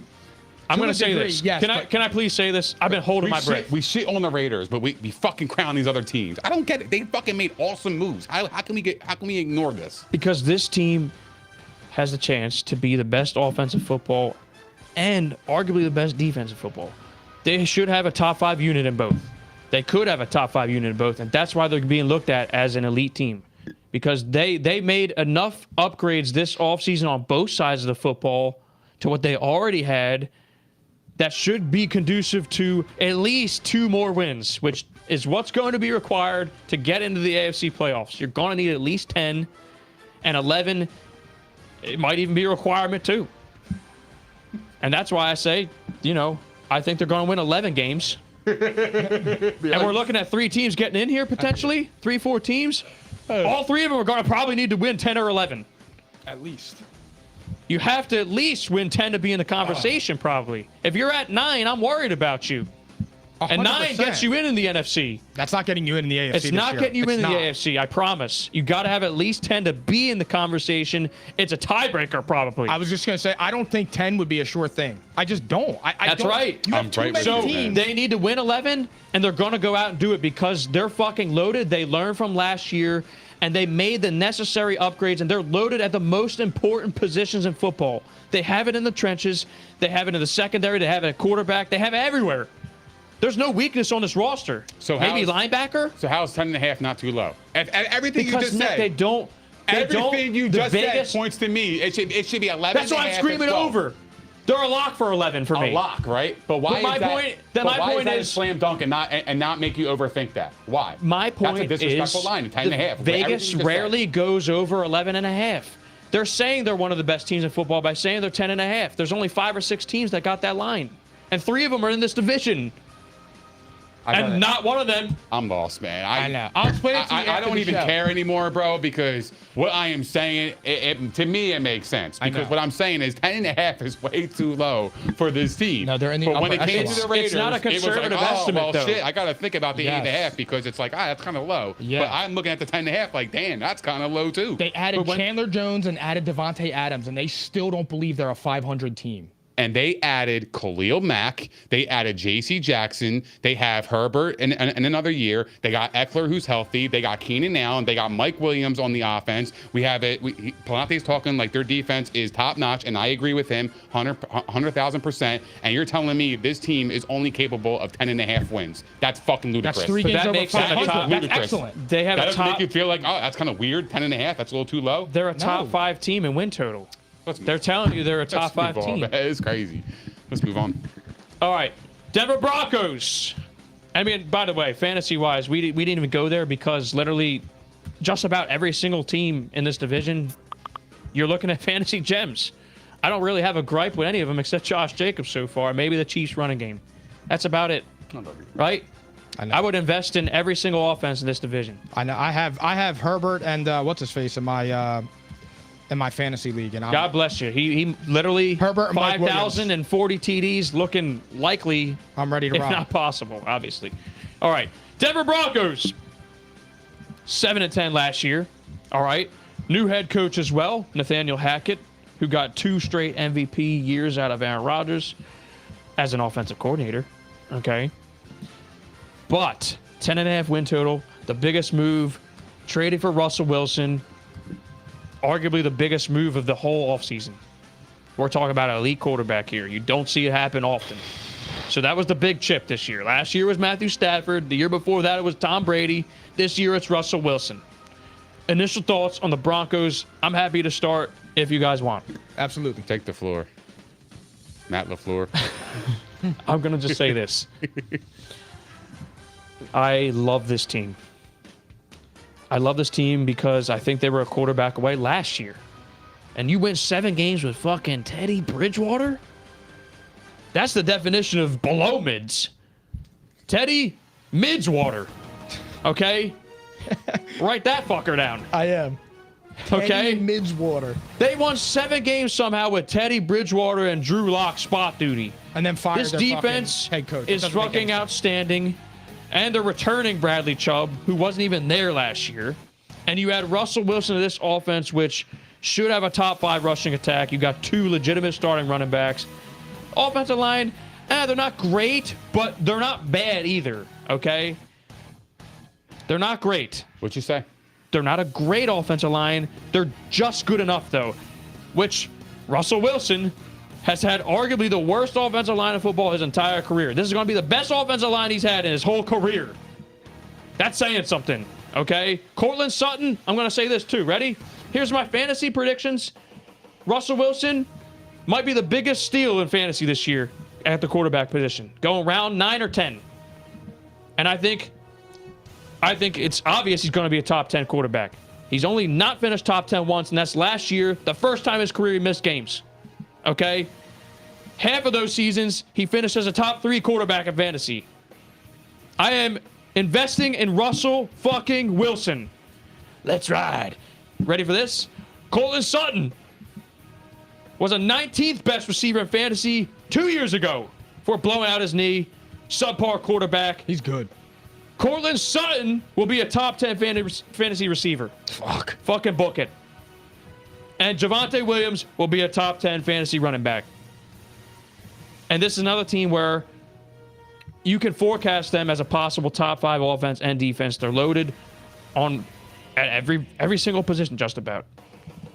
Lesser known names on this defense, though, but it didn't matter last year. They're one of the best units in the league. Surtain's that dude. Mm-hmm. And what's going to matter in this division? You got to have somebody that can limit the pass catchers. They have a guy that can do it. Period. What do you have for? And for that reason, I say over. I think they get 11 wins. They don't win the division, but they get 11 wins, which is going to be required to get in. They got to get into the dance. And their early season schedule, I like it a lot. I can see them going. Let's see. They have a hard Seahawks, December. Texans, They have a hard December. Right. But if you get off to a good start with a team that's just trying to gel at this point, Seahawks and Texans, perfect. Layup wins to start the season, get the confidence rolling. 49ers at home, win. Raiders on the road, could go either way. Colts at home, I think that's a win. It's a win. Chargers on the road, maybe a loss, but they'll split. They'll split this season. Jets and then Jags, they're going into the bye with probably 7 wins. Major. So this is my team right here. Just given on, based on the fact that, the NFL's been wild the last 2 years. An elite quarterback changed teams and won the Super Bowl in the same year. This is my team this year as my sleeper Super Bowl team. And I'm not going to say they are, but they are one of my sleeper teams. I'm throwing the fucking wager on long shot MVP for Russell Wilson and a long shot Super Bowl team. I'm throwing the fucking wager on it. I'm going to say, initially I was going to say under. Did you write that down, Philly Phil? Initially I was going to say under. Timestamp this. I was going to say under.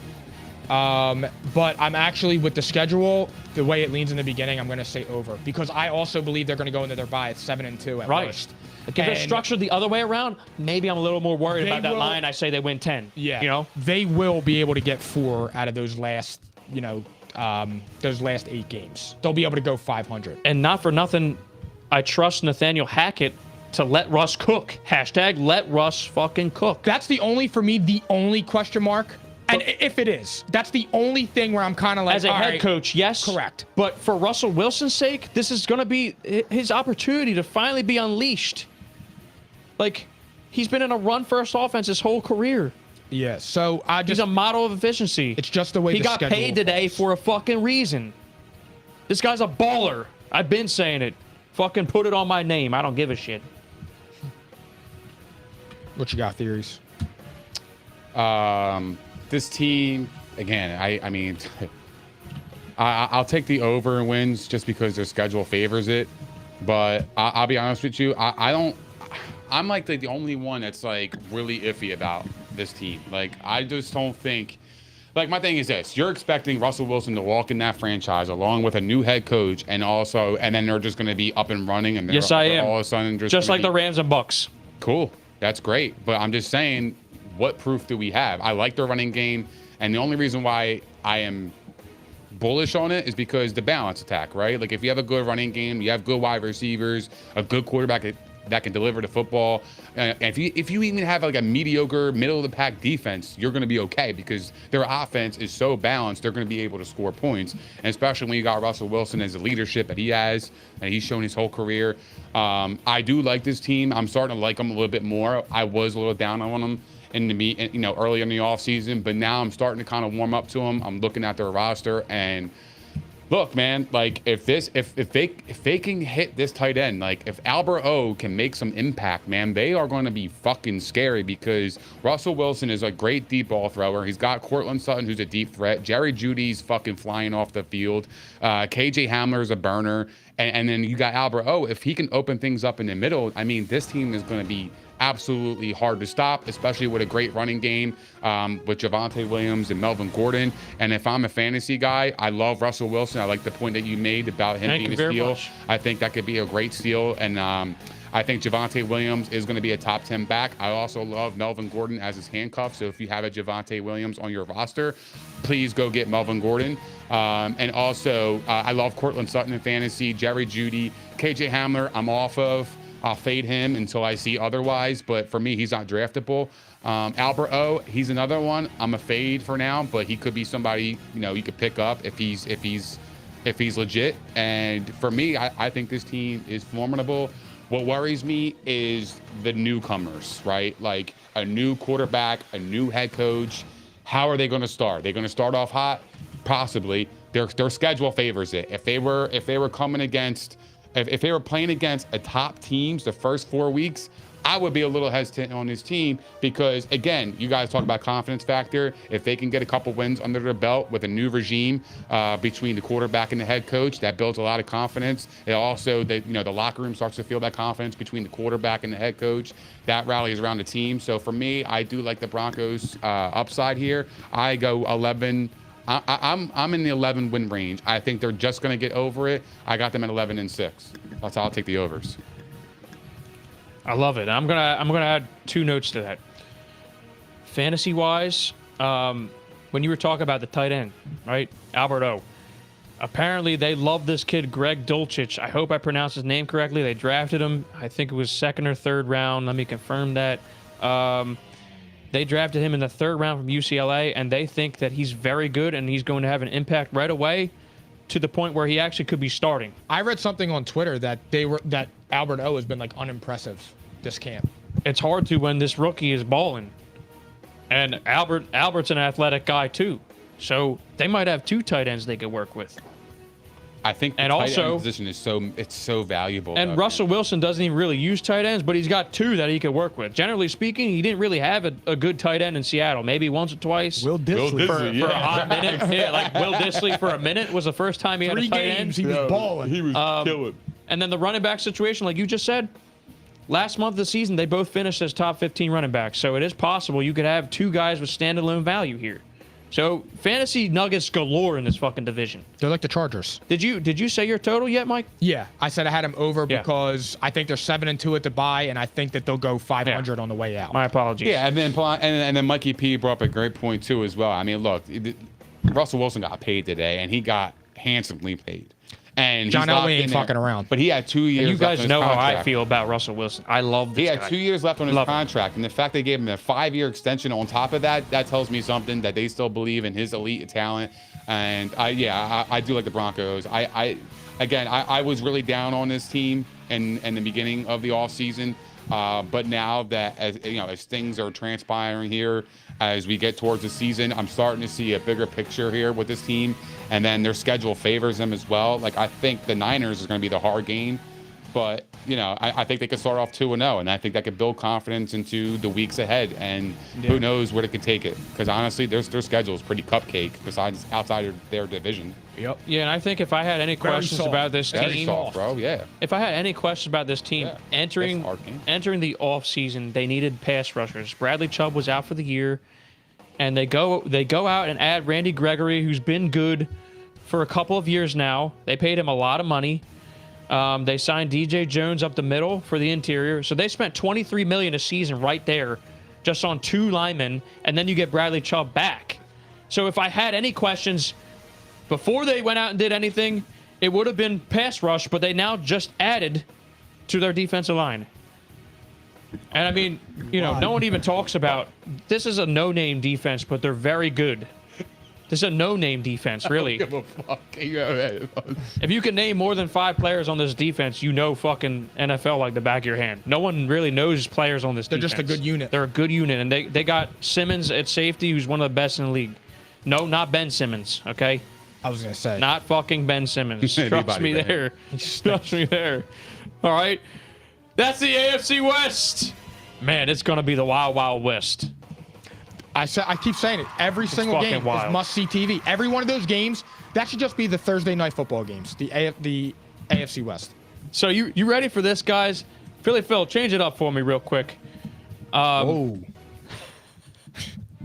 Twerk on Philly Phil. No, that arch, though. I don't know. Oh, shit. You can't enable that arch. Enable. He used the word enable. It's crazy, man. I've been working on it. He has. I couldn't tell. Oh, my God. I can't tell. All right. I'm going to try something a little different here. Seahawks. Let's just say it right now, because we're not going to waste any fucking time. Yeah, no. The NFC West, a little different conversation. Let's just start with the Seahawks. 5.5 wins, 7-10 last year. Geno Smith starting. They got rid of Russell Wilson. Kenneth Walker, hernia surgery. Who the fuck knows when he gets back? You could just stop there. They're garbage. I'd say It's under. not worth it. If they set Geno Smith's passing yards at 900, I would take the under. They're obviously tanking because Jimmy Geno G was Smith out balled there. out though Monday Night Football against the Steelers, or was it Sunday night? It was one of them nights. Fine backup. He balled out, Or bro. fine. Fine backup. He's fine. But he's not good. He's fine. He's good for a couple games. Fine backup. But shit, they're obviously tanking and they don't want to admit it. They also have the 22nd ranked schedule. It doesn't even matter, right? Booty meat. Don't even waste the time. So what I am going to ask you is this. Is there any fantasy value to be had? Because, yes, they have DK Metcalf, Tyler Lockett. They even have Noah Fant now, and they have Rashad Penny and Kenny Walker. Which running back do you prefer? Which receiver do you prefer? And are you actively trying to buy any of them, really? No, if anybody, I'm going to fade the Seahawks running backs. Like, there's something, again, like, there's always something with the Seahawks running backs. Ever since they had Marshawn Lynch, it's always injuries. Just like the Niners backfield as well. Every single year, I am a fade on the Niners running backs and also the Seahawks. I just don't believe in them. I think Kenneth Walker could be a sneaky pick later, but to me, I fade these running backs. I do not trust I'm with them you, Nick. season long, because my thing is, if you own one of them, you got to get like 3 handcuffs because they're going to go down simultaneously. And like, And my it's not thing worth the is, roster space. not for nothing, but DK didn't have a good year last year with Russ. What the fuck makes you think he's going to produce without him? He played pretty well with Geno Smith. I don't know the stats, but the stats were pretty glaring. I was actually surprised how well. Was DK it like Metcalf- DK? Yeah, it was production? actually like wide receiver 1 production, and I was actually surprised. But if anybody I'm going to fade, it's probably Tyler Lockett. Yeah. I don't want anything to do with him, and we're either Noah Fant. So I'm Tyler out. Lockett just got Russ deep ball. Whoa, pause. He just had Russ throwing the long ball to him and dropping it in the bucket, and that's how he got all his stuff. Yeah, like a Tyler Lockett deserves to be somewhere else. Like he's He's got a good special player, talent. underrated guy, you know? Yo, But you know who'd be a great fit for Mr. Lockett? The Chiefs. I know, he fits the They scheme would be perfectly. a great fucking match right there, man. Deep threat. I would have liked to see proven that. veteran. He can coach Sky Moore, who's a rookie. I would love the Chiefs if they got Tyler Lockett, but they need that guy, man. And I think that would be a great match. But for me, I'm fading all these guys. I mean, maybe I take DK, but I wouldn't take him where he's being drafted. So for me, I would take him a little bit later. I don't really trust the situation, but at it's all. DK Metcalf. You get the talent. I wouldn't mind. Where's he being drafted at, DK Metcalf? 5th round? 4th round? Let me Fourth round high seems for too him. high, DK right? Metcalf's going as a 19th receiver off the board at around pick 50. To me, So it's about 5th I round. see Cortland Sutton going 3 picks later. Give me Cortland Sutton. It's not I even see close. Marquise Brown, Amon-Ra St. Brown, Gabe Davis. Yep. I'm taking every single one of them. Chris Godwin, taking him too. Yeah. Sorry, DK. Listen, I'll make it simple. I'm letting someone else draft players from this team. I'm with you. I don't want anything to do with it. Although I will say this: if they're losing a lot of games, they're going to be throwing for garbage time. I don't want the headache. So It's a if headache. That's DK exactly right, bro. DK, just based on his upside, maybe if he falls a couple rounds, You know what which is the- possible because there's other people like us being like, oh, fuck Seattle. here's the DK Maybe if issue. he falls, I'll go for it. You can't bench him. You can't because it's DK. But when you start him, you're scared to death.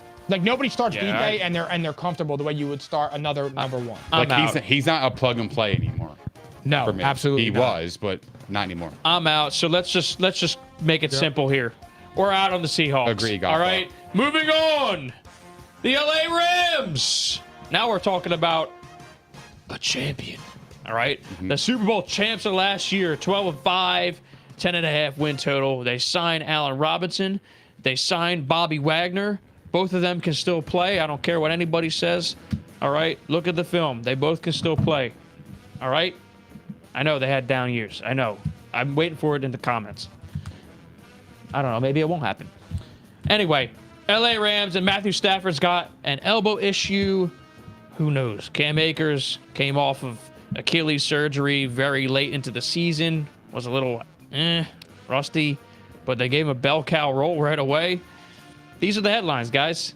And they lost some pieces. They lose Andrew Whitworth, who obviously is the linchpin of that offensive line. And One they of the lost best. Von Miller on defense. Yep, they lose Von Miller. They lost a couple of interior linemen That loss isn't that big of a deal. But they gained. And they have the Von Miller, second. they replaced it. They have the second hardest schedule in the NFL based on win total. All right, so, and they lost Austin Corbett too. That's a starting offensive lineman. How are we feeling about the Rams? Because I mean, look, they I are the man. think that they're awesome, but I am a little nervous. I'll just say that. I said Go I was ahead. nervous with the whole thing with the Aaron Donald, with the retiring and stuff like that. They seem like a team to me that the Super Bowl hangover because they won it and they got complacent. And I don't know what it is. I don't have any information. That's just the way I feel that team is not built. Like, I feel like they're satisfied. Yeah, I'm satisfied. But I just I don't. Oh my gosh, she said I'm ready. I just they don't strike Phone me. loaded. They don't strike me as a team that's going to come out hungrier, and that's a problem. That's a a recipe world of for- star talent, and they're a quarterback injury away.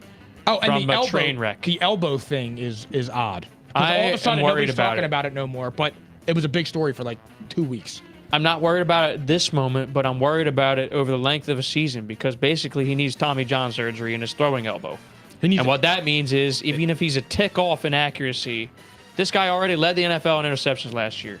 He's a stud, but I'm just saying, a tick off in accuracy, a tick off of arm strength, you know, and by the way, every single, this team loves to throw the football. Every single rep just adds on to that elbow.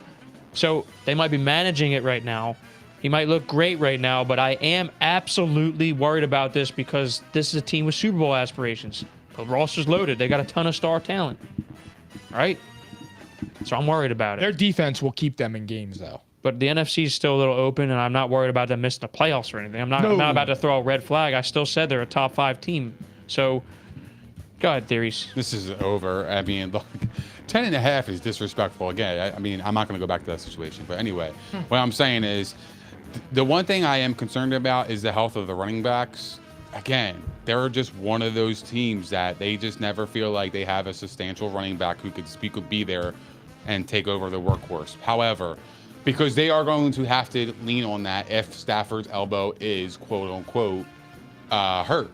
I mean, is he hurt? Who knows? But they are fucking loaded. They have a 2,000-yard wide receiver. They added Allen Robinson. They got Van Jefferson, who's his third year, I believe, in the system. It's going to be his third year in the system. Tyler Higbee is such a sleeper tight end. He's made some great plays for them down the stretch and all last year. Matthew Stafford had a great year. I mean, this team is the best team in the NFC right now. And I've said it all season. To beat the man, you got to beat the man. And I know what you mean by the Super Bowl hangover, and I get that. But this is going to be a Sean McVay type of season where if he is that coach, if he is that leader, he does not let this talented group fall into that category of the hangover. I do think he's that dude, too. I think he's fantastic. I mean, I 2 think Super Bowls in 5 years. Smart. He's a very good, he's a great coach. He's great coach. His memory of plays that happened like years ago is off the charts. He's just fucking smart. He's a genius. So for me, I am not down on the Rams at all, regardless of the reports of Stafford. It's funny that you mentioned that we heard it for 2 weeks and all of a sudden it's nobody gone. mentioned it. It's gone. It's very strange, and even McVay hasn't even mentioned anything about it. So I kind of found that a little odd too as well. Is he on the injury report for Week 1, or did they come out yet? Who? Stafford? No, he's not on it. So if he's not on the injury report, how serious is the elbow? For me, it's not even discussion. 10.5 wins, lock it over. Yeah, I'm saying over. I think they win 11 games, and I think that they're the division favorite. Obviously, I still think the Bucs are the best team in the NFC, but we've been saying that all along, you and I. So here I am. I'm backing Tom Brady, and I have concerns with that team too. But if there's any concern with the Rams for me, it's the offensive line because that's major. We're talking about elite left tackle and a starting guard with a quarterback who already is going to be playing hurt all season. How many games did they win last year? They won 12 games last year. They were 12-5. And obviously, I mean, look, they're loaded. So there's nothing, I'm not avoiding them in fantasy because of the Stafford thing. I might, if I'm going out and getting Matthew Stafford, for example, I'm just going to make sure I get a good backup just in case. Unlike the Rams, they do not have a good backup. So, I mean, they could honestly. If Stafford's healthy, they might sweep their division. If they weren't in the same division as the 49ers, Jimmy G would probably be on this roster. I wouldn't even doubt it. Yeah, I mean, I'm with Powell's. I mean, they could potentially sweep this division. They probably will. If they go 5-1, I'm not ready at to say worst, that. If they go 5-1 at best, that is still fucking remarkable. You're halfway to the win total. You're telling me this team is not talented to win 6 games outside their I think their they're going. division? I think they're Insane. going well over that 11 mark. And I think what's that 12 also- or 13. What's also not being talked about is Stafford's comfortability into the system. This is his second year. He won a Super Bowl in his first year in that system. Now he's in his second year. He's gonna be a little bit more comfortable. Now he has a rapport with Cooper Kupp, obviously. He's going to build that with Allen Robinson. He's got a rapport with Van Jefferson, Tyler Higbee. Like, these players are very, they're a cohesive unit as they transition to year 2. So for me, I like the upside. 10.5, it's a slam dunk. Hopefully less interceptions, but then again, Sure. we'll see what But happens he's a with the gambler arm. too, though. He is. He does do that. I mean, he threw 40 touchdowns, so I guess that makes up for it, right? Sure, absolutely. But yeah, 80% of their touchdowns were through the air last year. It is going to have to change if you do want to sustain the guy and not make him throw 40 times a game. So we'll see. That's an interesting headline. It's unfortunate for a Super Bowl champ that they got to deal with that, but they're loaded. If he's healthy, by all means, they could be back. Absolutely. All right? Every single champion has a headline. Negative headline. That's true. Because it makes the news. They're already the champions. They're already the forefront of the news. Now you add negativity on top of their name, it's going to blow through the. It spreads like wildfire. People it's like true. media. Yeah. People love negativity. That's bro. true. It's just the way it is. People love you more when you're working towards something than when you have it. Exactly right. I only have one worry, and it's the offensive line, only because I don't want Matthew Stafford get hit, and he can't avoid that kind of stuff. He's not exactly mobile. So, all right, next up. Where do you want to go next? I'll let you guys pick. There's 2 teams. They're both pretty interesting. Niners. Yeah, Niners. Let's go Niners. San Francisco 49ers. The 6th seed in the NFC last year. They actually had the Rams number a little bit. All right. 10-7. That's how they got in. Remember that, guys? Mikey P's little upset pick at the end of the year. Yeah. I have to. That was awesome. Well, I supported Jimmy G. About time. I just want to remind you. Okay. 10-7. The line is exactly 10 wins. Trey Lance is named the starter, but Jimmy G is back as the backup. They restructured his contract. Okay. It isn't making I expected to hear a lot of noise there because, what if you keep him in the building as a distraction? So far, it seems pretty reasonable. Okay. But he's there, though. So if Trey Lance screws up, this is going to be wildfire. Oh my God. Also, by the way, they restructured in a way where Jimmy can still easily be traded, and to his benefit, he'll be able to select where he goes. Yeah, no trade clause. So, interesting. That's the craziest headline with this team. Otherwise, status quo. Not much change here. Brandon Ayuk was a concern for part of the year because he's in the doghouse, but he finished as a top 15 receiver in fantasy in the second half. I'm saying under. There's really nothing else going on here to say. I'm saying under with them. I don't know what Trey Lance will be, and with the uncertainty on that, I would say that I would go under. Kyle Shanahan's 8-27 without old Jimmy G under center. Kyle Shanahan's worth noting. record as a coach isn't good, by the way. It's It's under 500. It's Go ahead. odd. I didn't Yeah. want to cut you off. No, it's odd because he's widely regarded as like a mastermind in the NFL. But anyway, I'm saying under. I think Trey Lance has a lot of work to do. I think he'll be a fantastic fantasy quarterback. The Jimmy G backup bothers me. Me too. It bothers me because you're putting unnecessary pressure on a rookie that hasn't played in 3 years, and it's not smart. It's just not smart. It's because now, if he's second guessing himself when you have to make a split second decision to throw a dart over the middle and he holds back and he tucks and runs or he gets sacked, it's going to look bad. And the 49ers, we are built to win. They'll start calling for Jimmy if they're hovering around 500, 10, 11 games into the season. And you want to know what it was? It's plain and simple here. They obviously think he's too valuable to drop. They didn't get any trade takers, but injuries happen. Injuries happen, When guys. you're a runner, too. You're vulnerable. Injuries happen, and not just with Trey Lance being a runner, around the league, too. They obviously believe they'll be able to get something for this guy, or they would have cut him.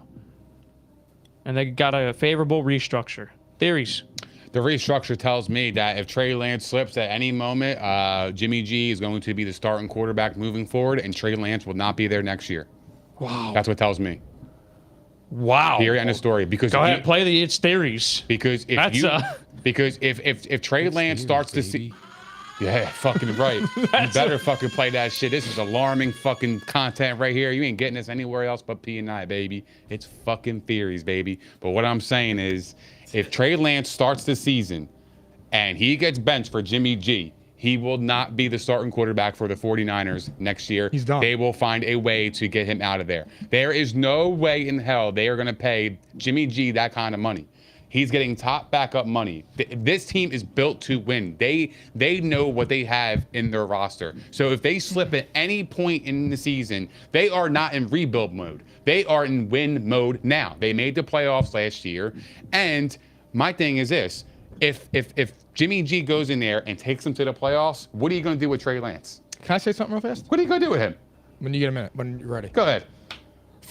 Maybe, I don't know, 20, 10, 15 episodes ago when we were talking in the NFL last year, what did I say about the 49ers? Do you guys recall at all by any chance? When I was referring to Trey Lance? When I said, if Jimmy G fucks around and makes a Super Bowl, I would trade Trey Lance because you're going to become the Eagles with Carson Wentz and Jalen Hurts. And that's exactly what's going to happen with him sitting there. And they're going to screw it up. This was a bad distraction to have. And so far, it hasn't gone off the rails. But that's because games haven't been played yet. Correct. Exactly. They And do the have the media- 13th. They have the 13th easiest schedule in the league. Every member of the media, including myself, is rooting for Trey Lance now to not be as good because it's a good story now. Because now you could talk, should they bring in Jimmy G? What would have happened if Jimmy G was in there? He missed that throw. He's a rookie. He's raw. He's athletic. He can't make these throws. His accuracy's off. His arm is tired. He was 7 for 19. Yeah. Needs time to develop. You should bring in Jimmy G. And if you bring in Jimmy G, you're going to fuck with his confidence. It was a dumb decision by them. They shouldn't have drafted him in the first place. They're dumb. They shouldn't have got rid of all that capital to draft him. Also, but here's also a good point, though. They could have brought him back just in case, okay, if any starting quarterback in the league has gotten hurt, they would have a trade partner with them. They're pulling an Eagles Sam Bradford. You know That's what I mean? what they're doing right They're now. holding an asset. Rip Minnesota off for him. They're holding a liquid asset in a backup quarterback because that position is so valuable. If another team's starting quarterback goes down, how are they going to replace him? They're going to go to the backup, or they're going to go for Jimmy G. It's fair, but Yeah, the 'cause, like, to me, situation. I get it. The situation I is a hate the problem. situation, It's a but I problem. think that's what they were thinking. I think that they just view him as an asset right now. I actually don't Yes. think they're going to have a quick hook on Trey Lance, and I do not think that he's going to be gone a year unless No, I something don't happened, think. he got hurt, and Jimmy does have to play and goes in and does shit in the playoffs, maybe gets to the Super Bowl. That would be. It's not going to happen. I'll I will guarantee go my whole bananas. reputation on it. I swear to God, you shouldn't even And show you can up for that write you can episode. write that fucker down too. Yeah, no, don't show up for that episode if Jimmy comes in and goes to like the NFC Championship game. I mean, I'm going to be moving so different. I am going to say this though. Like, You gotta get a here's fresh line. You don't even understand. That night before the show, I'm going right to Jay Hollywood and getting this shit lined up, and then I'm coming here and I'm going to be 2 on. I like that. we'll know what his goatee's going to smell like. Whoa. No, but what I'm saying is, I almost said something vulgar as shit, and I just held back. I have self-control. what if Trey Lance Control my starts? emotions. Oh, I throw in sexual shit and it's a problem now. What if Trey Lance starts not my off fault. 1-4, It's you 1-5? guys. What if he starts off 1-5, 1-4, 2-6? I mean, Good, bro, Nick. like there's I was gonna be going there rumblings, next. bro. There's gonna be going- rumblings. I was going there and next. that's my point. If you take him out, if Trey Lance does not start from game 1 to game 17 and playoffs, if they do make it, if he's benched at any moment in time, he will not be the quarterback next year. I can guarantee. Yeah, I just don't think he's going to be benched. But here's the thing: just schedule. This is great. He has 2 cupcake games to open the season. You got the Bears and the Seahawks. Boom, get your confidence I under. like the Bears. Boom. Okay, 2-0. Then they lose the next 2. You got Broncos, Rams. They're probably going to be 4-4 at worst going into their bye. They got the Chiefs, they got the Rams twice, they got the Broncos, and then they got the Panthers, Falcons, Bears, Seahawks. 4-4 maybe, but also remember they play the Rams well, so they might. I expect them to win one of those games. I just don't know which one. I would think that would be the first game against the Rams, which would be Week 4 at home, Monday Night Football. They get an extra day of rest and they go home. Like, that's the one that I think they'll win. They always play the Rams well. Do we not remember this, guys? What did they do last year? Okay. And then the second half of the schedule is like, all right, you sprinkle in some difficult games, but then you got Seahawks again, Washington. New Orleans, are they dead by then? The Dolphins, are they dead by then? I say push. I'm going to say exactly 10 wins again to get into the playoffs as a wild card. Shit. I like it. And yes, Trey Lance, I would start him in fantasy, but make sure you get a good backup. Otherwise, I loved him in fantasy. we like everything else fantasy-wise, right? I loved him until Jimmy G came, and I got scared to death. And I'm like, you know what? I'm not. Get a good backup. I don't even want to play with it. Do we like everyone else, though, fantasy-wise on their team? Elijah Mitchell, Brandon Ayuk, I don't like Debo. Elijah Mitchell, but I think Ayuk has potential to be a big fantasy guy this year. Agreed. I think for the value, I love where he's going right And now. I think Debo's Debo. He's just a unique player that gets the ball, and he gets it in space. And he Theories? should have more space with Trey Lance. Sorry. Yeah, Okay. I love George Kittle. I have him on my roster. I drafted him. I love Ayuk this year. Debo's Debo. The running backs I'll fade. Again, I don't trust the history of their running back situation. Elijah Mitchell don't stay healthy. Yeah, either. that's my He's point. good. He's a good Right. ball player. Yeah. Because the It's a thing is shame. this: if you wanted to own a Niners running back, you would have to waste a roster spot on a handcuff. You or need Jeff Wilson. You need him. But yeah, because He gets hurt too, and he's good. Yes, And they exactly. drafted He Tyrion gets hurt Davis too. Price, Yeah. too. So they got a rookie there. That's So- like a three-headed monster again. I'm a fade on the running backs. I like their talent. I like Elijah Mitchell a lot, but again, the health thing scares me. I mean, I think there's a lot more value out in the league now than taking Elijah Mitchell. But Debo's a home run. He's awesome. Brandon Ayuk's gonna have a great year. George Kittle, top 5 tight end, no cap. And Jawan Jennings, yeah, I fuck with him, bro, for real. Oh, he is good, fuck actually. with Yeah, I like him, too. He is good. Yo, I really like him as a slot receiver, not in fantasy purposes, but I expect him to have some impact on the overall team moving forward. So, but again, like I said, if Trey Lance can start off hot, good for him. But if he starts off 2-0 and then he loses the next 2, the sky's going to be falling in San Francisco. So, yeah, I mean, we're going to see how it plays out, but I just think that, you know, I'm with you guys. Signing Jimmy G was a bad thing for him, and hopefully it doesn't really fuck up his career. We will find out with the 49ers. They are definitely an interesting team. Oh wait, did I get my over under on that? I think you said might have under. said under. Did I say under? Yeah. I say push. They'll have I thought you exactly said I'm 10. with you. I thought you said you were with me because I said under. I don't know though. Okay. thought you said Well, I'm with you. I think it's gonna be a push. Push. I like the and concept. I would like to probably avoid it, honestly. But If I am going to do it, I'll say bet. push. Because I think the thing is this team can get in with 9 wins. They can get in as a wild card. They're definitely looking like a wild card. I'm like this. If it was 10.5, I'm going under. Yeah, exactly. Right there with you. So if the lines change out there, if you guys listening to this, if it's 10.5, I'm taking the under. All right. We got one last team, and I know Mr. Piles is licking his chops, man. Phil, Sure. you wanna give us some pace here? Give us some pace. We need some up tempo Give because us some arch. Ran through all of them. Shit. I know. It don't matter. You can replay something because we need some fucking energy for this one. The Arizona Cardinals. This might be the last time we disagree until the start of the season. Man. Because Tuesday it's NFC East, and I think we're all in the same boat. We got bold predictions and playoffs, so. Yeah. All right. I take it back then. Arizona Cardinals, 11-6 last year. We know the story. Kyler gets hurt, comes back, plays like shit. The team plays like shit. Second half was shit. It's the regular shit, okay? And I even acknowledge that. I was in on them in the first half, and they let me down too. But Kyler got paid. He's happy. Marquise Brown, his college teammate, they traded for him. He will be the number 1 receiver in the absence of DeAndre Hopkins, who's out for 6 weeks. Major letdown. They let Chandler Jones walk. Major letdown. Over-under line is exactly 9 wins with this team. And I'm going to just say this. The schedule, 9th hardest in the league by win total. Ooh. That's all I'm going to say. I I'll mean, say they it. did they I'll give added my Zach predictions. Ertz. Can I go first? Yeah, you guys can go first. I'm going to go first. I think this team is going under 9 wins. I see them being 7-10. I think they're going to be well underperformed. I think Kyler Murray is going to get a lot of heat after this season. I think I look at their schedule. There is no way in hell they are winning more than 8 games. They play the Chiefs, they play the Raiders, the Rams, the Panthers, the Eagles, Seahawks, Saints, who ain't no fucking joke, the Vikings, who ain't no fucking joke. They play the Seahawks again. There's your 2 layups. Okay, I get it. That's 2 wins. Then they play the Rams again. Then they play the Niners. Then they play the Chargers. Then they play the Patriots. Then they play the Broncos. Then they play the Bucks. Then they play the Falcons, and then they finish out with the Niners. This team is not winning more than 7 games. They are the exact opposite of the Broncos. You know what they are? And they're going to come out of the gate when DeAndre Hopkins returns in week 7. At very best, they will be 2-4. Wow.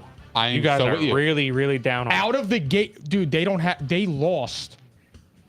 DeAndre Hopkins is a problem when you lose him, and it's just coming. Here's the thing. It's not even hate on Kyler here. He's got a lot working against him here. He does, and he's going to have a lot of pressure on him because he was paid. Like, he needs to elevate these guys. He's going to have to. And when you come out of the gate with the Chiefs, the Raiders, the Rams, that is a brutal first 3. Then you get the Panthers. They're not going to be buns. But they've been known to surprise in the first half. Remember, they play better in the first half. We do know this. Those teams. I mean, I know it's daunting. It is absolutely, like, you have to really believe in the quarterback and the head coach. Yeah, you kind of do. And that's where they're in a disadvantage in every one except you know maybe what they the are? Panthers. They literally, so this team, they'll probably have an elite offense. They should, okay? They, like, right there with the Vikings boat. For me, Vikings, Raiders, like, the difference with the Raiders, they have pass rush. They're like the Vikings to me. They're going to score a ton of points. I'm not worried about the offense right now. I do think that DeAndre Hopkins is a huge loss, but Marquise Brown, wide receiver 6 before Lamar's injury last year. He had a 24% target share. He showed he could be a 1 briefly, and he actually stayed healthy. But he was wide receiver 6 in fantasy before Lamar went down, and he was putting up numbers. Sleeper for me is Rondale Moore. And I love Rondale Moore. I'm a big fan of his game. He's a little nicked up right now. I hope he's good. Zach Ertz was a major stabilizing kind of move for a young quarterback who used him right away. I think he is one. He'll be underrated in fantasy. He's a guy who's going to be really good in the first half. Maybe someone you look at trading in the second half, or you hope he keeps it up. But, like, they have a lot of weapons. And James Conner, to his credit, I'm not a James Conner guy, but to his credit, he had a huge year last year. I don't trust him still, though. I'm just being very honest with you. I actually like James Conner. However, I think he's not scoring 20 touchdowns again. No, I think it's pointing down. He'll still be double digits. He will. But I also don't trust him to play all 17 games this season. I do not. I'm sorry. And then they're bringing I know in, last year might have been an aberration. I do not trust it. And not for nothing, but I think one of the most underrated losses of the entire year was Chase Edmonds. I think Chase Edmonds is a quality back who can catch out of the backfield, and I don't think that you'll get that production, especially if Connor goes down with Eno Benjamin. It's not a household They name. like Eno Benjamin for some reason. They've been saying that he's having a massive offseason. I wouldn't feel comfortable saying this is my friend He's Eno. a Sun Devil, baby. You know.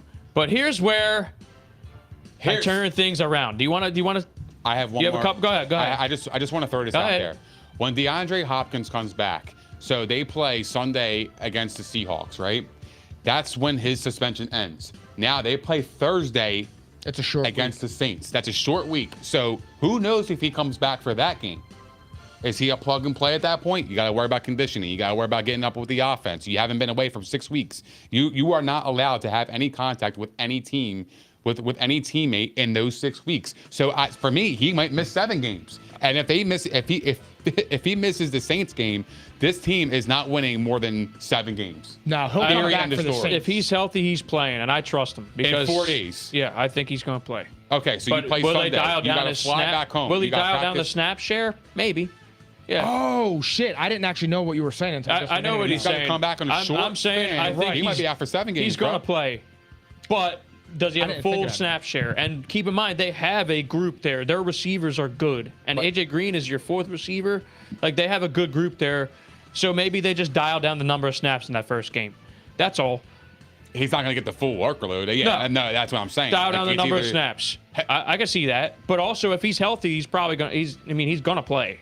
If he's healthy, yeah, but he's been away for He will be away for the team for 6 weeks with no practice, no contact with any of the coaching staff, none of his players. Either you're going to come back here and you're going to put on a uniform and you're going to walk out in the field. There's just no way. I don't see that happening. I think he's going to miss 7 games. I don't think they're going to need much out of him in that game, though. If he dresses, he'll get minimum work, but it ain't going to be crazy. It ain't going to be impactful, and they'll lose against the Saints too. We shall see. We shall see. Here's where I turn it around, guys, because I am higher on this quarterback than you, and I am on record with that, and I acknowledge his faults from last year. But can I ask you something? Who was the most accurate quarterback in football last year? Kyler Murray. No, it was Joe Burrow. Well, who was number 2? Kyler Murray. I'm sorry. You're right. Kyler Murray was the second most accurate quarterback in the NFL last year, despite this awful second half we're talking about, and it was bad. That's why. Believe me, I was there. That's why I hate statistics, because that's a pointless stat. But it's not, bro. It is. You're accurate. Because it didn't amount to anything. Because why? Because this offense is going to still put up points, and I expect that he's going to be better in the second half of the season because his front end schedule happens to be difficult. The second half, it's a mix. But I'm just saying, like, if you believe in the guy as a player, second most accurate quarterback, number 1 in deep ball accuracy, number 4 in intermediate accuracy, number 1 on the move, number 3 planted, that's in the pocket, right? Red zone, number 6. Number 4 against man coverage. Do I need to keep going? He's very talented. I want consistency. But I think this is the year where he puts it together for a season. And this is the thing. The Cardinals won't be a good team unless he is that guy this year. I don't like the win total. I'll be honest.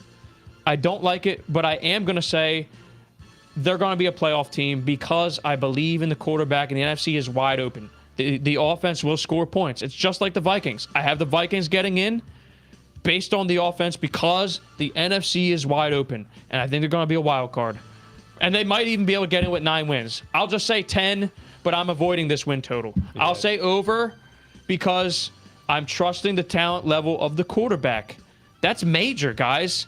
Joe Burrow is number 1. Kyler Murray had higher accuracy than every other guy in the league except Joe Burrow. They are not making the playoffs. With a bad second half. If they don't make the playoffs, I swear to God, dude, it's going to be a fucking Yeah, but remember where it went off the rails last year. The Packers drive, it was a signature drive. He drove 99 yards down the field. He throws a perfect ball to A.J. Green, who happens to not turn around. That's pivotal. That moment changed the whole season, and he got hurt on that drive. What if his timing was off? And he was never the fucking same when he got back from that injury. Well, that's not a good leader because you need to have a quick fucking listen memory. To me. It needs to be in your head and out of your head. And it was still not good enough. If you're playing, I expect more out of you. He still had a couple games to get his feet wet and do better. He did not. He was awful. He fucking was terrible in the playoffs. I hear you, but this is what I'm saying is I think you're going to see that natural progression. The guy has gotten better each year in the league. The team has won more games each year that he's been the quarterback. I think that they'll probably kind of plateau there this year because they won 11 games. So I think they're going to go down a little bit. Because this is a daunting schedule. Now, if they go 7-10 and miss the playoffs, do you have concerns about Kyler Murray moving forward? No, because I think he'll play well. This team, I just don't understand. This team, I don't get it either. I think he's going. Jalen Hurts went 7-10. He was gone. But the thing is, Jalen Hurts isn't that type of passer yet. If he is, I'm happy to give him a pass. That's the thing is Kyler Murray shows Kyler Murray's a good passer of the football. That's this great, team, but that doesn't make anything. I hear you. You go 7-10. I understand your point. I'm saying to you though, the only way this team will be good is if this guy plays at a damn near elite level this year. He could play very good. He could play damn near like what he did last year, which was MVP for half of a season. He could be better than that and still not play elite football. Take a progression. This team can still miss the playoffs because they are not a great team. Their defense took a step back. But this offense will be good enough. They will be good enough. I'll say they're going to probably be a top 10 offense. If the Arizona Cardinals fuck around and make the playoffs, You'll have to give him his flowers because they shouldn't with this schedule fuck that. and with what they have around him right now. No, they should make the playoffs. No, they shouldn't Yeah, right they should. now. He got played like an elite I quarterback. expect He him should- to make if the playoffs. Dak Prescott Right. missed the playoffs, he would get fucking I crucified. know, but you expect him to get in because he's do. that guy. So I expect him to get in because I think he can play quarterback. Okay. So I you expect him to get in. Exactly. So if he doesn't, But he does have the cards stacked against him quite a bit this year, and that's we crazy. just said it. That's no I'm not going to excuses. give him a pass, though. I All right, think all he's right, getting good, in good. because he is a good quarterback. He's been showing it. He just needs to be consistent. He's going to have to be fucking awesome this year, guys. He got paid He to has be to awesome. be very good this year. he has to be elite. They're asking more out of him this year than last year. Hey, you got paid And he $200 got paid million. like it. You when the car's off the rails a little bit, you need to be the stabilizer that just goes fucking straight and you elevate all the guys around you. And here's the one thing about the defense, guys. I know Chandler Jones is a massive loss. They were also one of the most injured on the defensive side. They had the 7th most adjusted games lost to injuries. So maybe the defense improves. They do have some guys that are very athletic and What were they skilled. ranked last year? I don't even remember. More I'm just money, wondering. more money at your job means more responsibility. Correct. So to me, that doesn't. So you know even, what? I don't care. About I say that. he's that dude, and he's got to get in. That's cool. But- and guess what? If Arizona Cardinals, if they make the playoffs, I will fuck around and I will wear a Kyler Murray jersey on this show, and I will show up with braids. I'm dead serious. Wow, you better I am start growing your fucking hair. dead ass serious. I will come on this. You better not table. get a haircut for a while. That's fine, because I know it ain't gonna happen. I'm gonna keep My it. hair's My not- And I'm I from hate Roger Cliff Harris. Kingsbury. I hate him. It ain't happening. 7-10. Book it. No way. Book it. 7-10, cuz I don't give a fuck. I see their schedule, and it is absolutely brutal. They I don't know, have a- but they it only didn't have a stop them coaching from winning. advantage. They started 7-0 last year And they against good teams. But they finished too. with 11 wins. That's a problem, bro. That's I know, scary but they still shit. won 11 football games. But that's scary shit. I hear you. You I went do. 7 of 7, and then you went 4 of 9. I'm not saying it's not a concern. I said that. 7-0? I led They were off 7-0 with that. and lost the division. That's the thing is I 4-11. I led off with the negatives 4-7. because they were glaring. I led off with them. Yeah. I gave you the positives though, and you may not want to hear that this guy can play quarterback. I just need him to be consistent though. Consistency's key. We say it all the time. It's the most important stat. And I'm holding him to a high standard because he shows that ability right there that I just said. Well, here's the second thing. most accurate quarterback with a fucking awful second half. We talk He was about- still the second best in accuracy, which is major. My thing is we talk about guys like they need to win for their job. Like this dude is paid like he is one of the top 5 quarterbacks in the NFL. Or you don't have to say top 5, like he's one of the top guys. You need to make the fucking playoffs. They talk about 4th year is the year where all those quarterbacks make that jump. And that's why I think he's going to do it, Mike. That is the year. He's That's winning the for year. his reputation, Yeah, too. He is. Because he's getting slammed like people like you guys Absolutely. because of what he does in the second half And of the this season. year, And then this people year when he forget about what he falters- is capable of doing. But that's fair criticism. It is fair. That's why I let off with it, bro. to me, it's just I'm keeping it 100 here. I was in on that Like you're team. running a fever. Thank you very much. Do you see the fucking red? Probably am heating up. Because you know what? It is unacceptable that they played like that in the second half of the year. It is unacceptable. I expect that to be different. I mean, Mikey P, like, where do you see 10 wins here? Well, again, I'm telling you this. Look, I think the Raiders. they're not better than the Vikings. No, they're losing The against the Vikings. Raiders, They the might Raiders will lose be this a game. tight game. They're going to beat the Panthers. They're I definitely actually think losing the Saints. I think I'm telling you this right now. I already said this about the Eagles because I like the Eagles' early season schedule, but that's a trap game for the Eagles. The Eagles are probably going to lose that game in Arizona. Okay, Seattle twice, Falcons, 49ers twice. They'll beat them at least once. They'll beat the Rams probably once. Okay, because that's just how it goes. The Rams will go 4-2 in some shit. They can't score with the Okay. Rams, bro. Yeah, I agree. They can't score with them? No, they can be scored. The Rams will score, the Cardinals will score, but the Cardinals can be scored on. So again, you're asking them to split a division game. They already did it last year. Okay? They already did it. Vikings, interesting. Just saying. Patriots, I think they win that game. Coming off a bye on Monday Night Football. That's a major rest advantage. So you're saying they're going 4-2 in the division. They're going to beat the Falcons. No, I said the Rams would go 4-2. I just said to you, I think the Cardinals. You said they're going to split with the Niners and they're going to split with the Rams. That's 1-1. That's how it's going to have to happen. Which is 2-2. If they sweep Seattle, I misunderstood it's 4-2. what you were saying. Yeah, that's what I mean. They're going to have to probably do that. Yeah, no, they'll be 4-2. That's what you're saying. But that's the thing is, they are good in the first half, so they're probably going to surprise you in a couple games here. That's my point. They did it last year. You know? They ain't beating the Chiefs. They ain't beating the Raiders. I don't they think ain't they're beating the Rams. I don't think they're beating the Chiefs in the opening game of the season. But Raiders week 2, and interesting. Panthers ain't no slouch. They got to travel across the country to go to Carolina from Arizona to play the Panthers. That's not an easy game. I see what you mean with the Eagles, though. I'm not worried East about Coast that. going to West Coast. I see what you mean with the Eagles game. I might be agreeing with you on that. Well, also because the Eagles have a pretty cupcake-ish schedule. So you think that's going to be like a down game? It's their first like real challenge, and the Cardinals have beaten them the last 2 times they played. I believe they beat them. The Cardinals beat them. You're getting some guys back. I mean, they do have some interesting players on the defense, and you need J.J. Watt healthy. So for me, their season I expect the defense to be a little bit better despite the loss, but the season comes down to Kyler Murray. It does. It comes down to Kyler Murray. I'm happy it does because I don't believe that he can elevate his teammates. We'll see, right? No, that's what I'm saying. That's what I'm saying. Gonna see. One of us will have a clearer vision. But if he gets that extension, the vision will be this, Mike. Can I cut you off? The vision will be this. Either he's going to change the whole narrative for people like you guys. Yep. Or he's always going to be this guy where, he's extremely talented, but there's always going to be a but attached to his name.